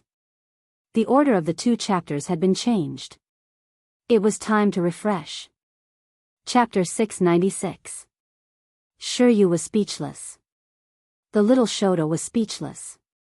He used to idolize his uncle, but who could have told him that his uncle was so childish? The live stream viewers were aghast. Shirindi, you don't do anything related to humans at all. You can't be too Shi Sui, you're even bullying children. Ha ha ha, it's clearly the Shi family showing off to each other. It's obvious that they're just a plastic family. Unwilling to be outdone, Shi Yu puffed up his cheeks and said, I have one too. Shi Sui smiled and said, I have 2. Shi Yu exclaimed, sister gave it to me first. Shi Sui continued, I have 2. Shi Yu was speechless. I'm so tired. Showing off to his little nephew was no longer enough to satisfy a certain Shirindi. Thus, he locked his gaze on the camera. The live stream viewers were speechless. They suddenly had a bad feeling. Sure enough. The man got closer to the camera, and his handsome and noble face was magnified. Without the enhancement of any beauty filter, his skin was still cold and pale. When he smiled, it was bewitching. This is a little rabbit that Sister E made for me. Sure Sui raised his left hand and then his right. This is also a little rabbit that Sister E made for me. Isn't it cute? Everyone at the scene was speechless. The live stream viewers were speechless. There are 2 trees in front of my house. One is a jujube tree, and the other is also a jujube tree. Shurindi must be a contemporary literary hero. Haha, is this man really 27 years old? He's so childish. You guys are luring the dog in to be killed. If I'm guilty, the law will punish me, not slap me in the face with dog food. Suddenly, Xiangyi's surprised voice came from not far away. There are mushrooms. Looking in the direction of the voice, they saw the little girl standing under the shade of a tree and waving in the direction of the crowd. Sure Sui walked closer with his long legs. Perhaps because it had just rained, there were many mushrooms growing nearby, spreading into a large area. Xiangyi quickly identified which ones were edible and which were poisonous and told everyone to pick them separately. Even Shiryu gave him a small basket so that the child could feel the joy of labor. This was a very new experience for Shiryu. The little boy huffed and puffed as he picked them very seriously. Xiangyi vividly told the audience about several common ways to make mushrooms. While she was talking, Daoist Ren's loud voice came from beside her. Gulp. Xiangyi looked over.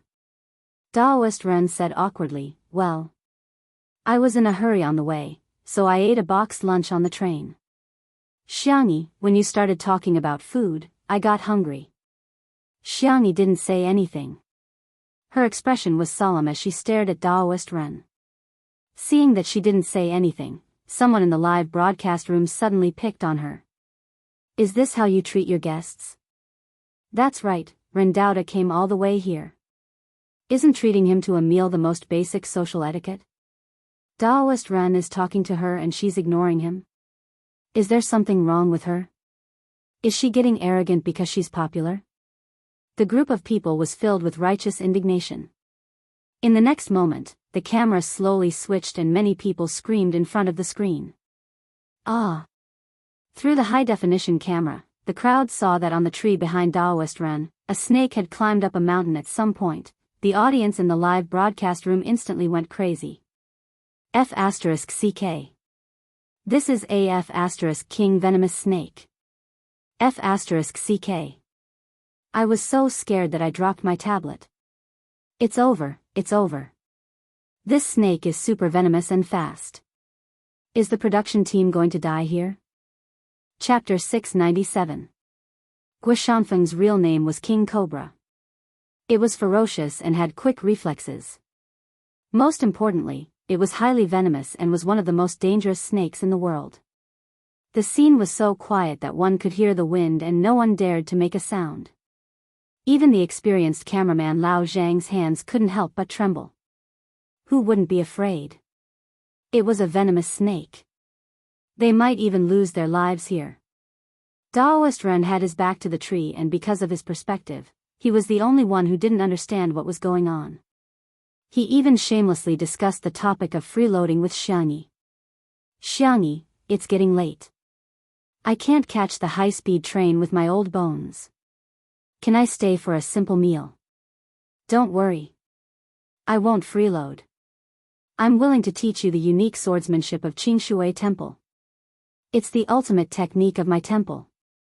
If it were anyone else, Daoist Ren wouldn't teach them even if they were offered money. However, Xiangyi was different. She had selflessly taught him the talisman, so he naturally had to return the favor. The viewers in the live stream were so scared that they didn't even dare to breathe. Their typing was trembling. Ah, Daoist Ren, shut up. I'm so scared that Guishanfeng will bite you first. Oh my god, I'm going to cry.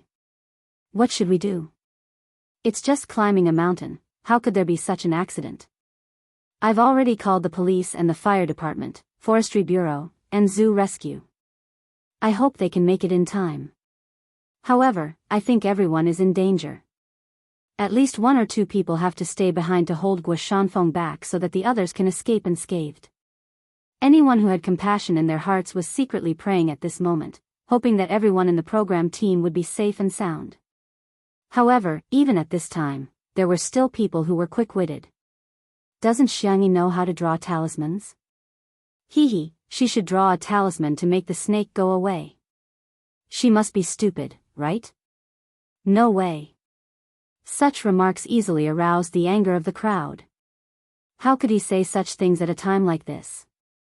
He was undoubtedly starting a war. The hot-tempered netizens directly spat out vulgarities. Even the most Buddhist, Spicy Tutu, was so angry that she started spitting. Daoist Ren saw that Xiangyi didn't respond for a long time. Combined with the reactions of the others, he vaguely understood something. His eyesight was very good. Through Xiangyi's bright doe eyes, he saw his own reflection and the figure that was a few meters long behind him. Shua, Daoist Ren broke out in cold sweat, and his legs couldn't help but tremble. The atmosphere at the scene turned cold for a moment. Before anyone could come up with a countermeasure, the snake slowly flicked out its tongue, as if it was preparing to hunt. This was simply one disaster after another. No one dared to act rashly. Their eyes and hearts were filled with despair. Daoist Ren gritted his teeth and hardened his heart. You guys go first. I'll hold this beast back. Qingshui Guan was on the mountain. He had dealt with snakes before, and he practiced martial arts all year round. No matter what, he was stronger than these unarmed young people. In the live stream, the Taoist priest is so nice. Woo, Taoist priest, you must survive. I will definitely go to your monastery to burn incense. Being willing to stay at a time like this is enough to show Daoist Ren's benevolence. Unlike some artists who are so awesome when they're drawing talismans, they're good at pretending to be dead. At this moment, Gua Shanfeng arched his body and looked like he was about to launch an attack. Xiangyi, who had been silent all this while, finally found the right opportunity. The girl's voice was as clear as the sound of nature. She said calmly, Daoist priest, lend me your sword. Daoist Ren was dumbfounded. Sword? The one I have? No, it's just a peachwood sword.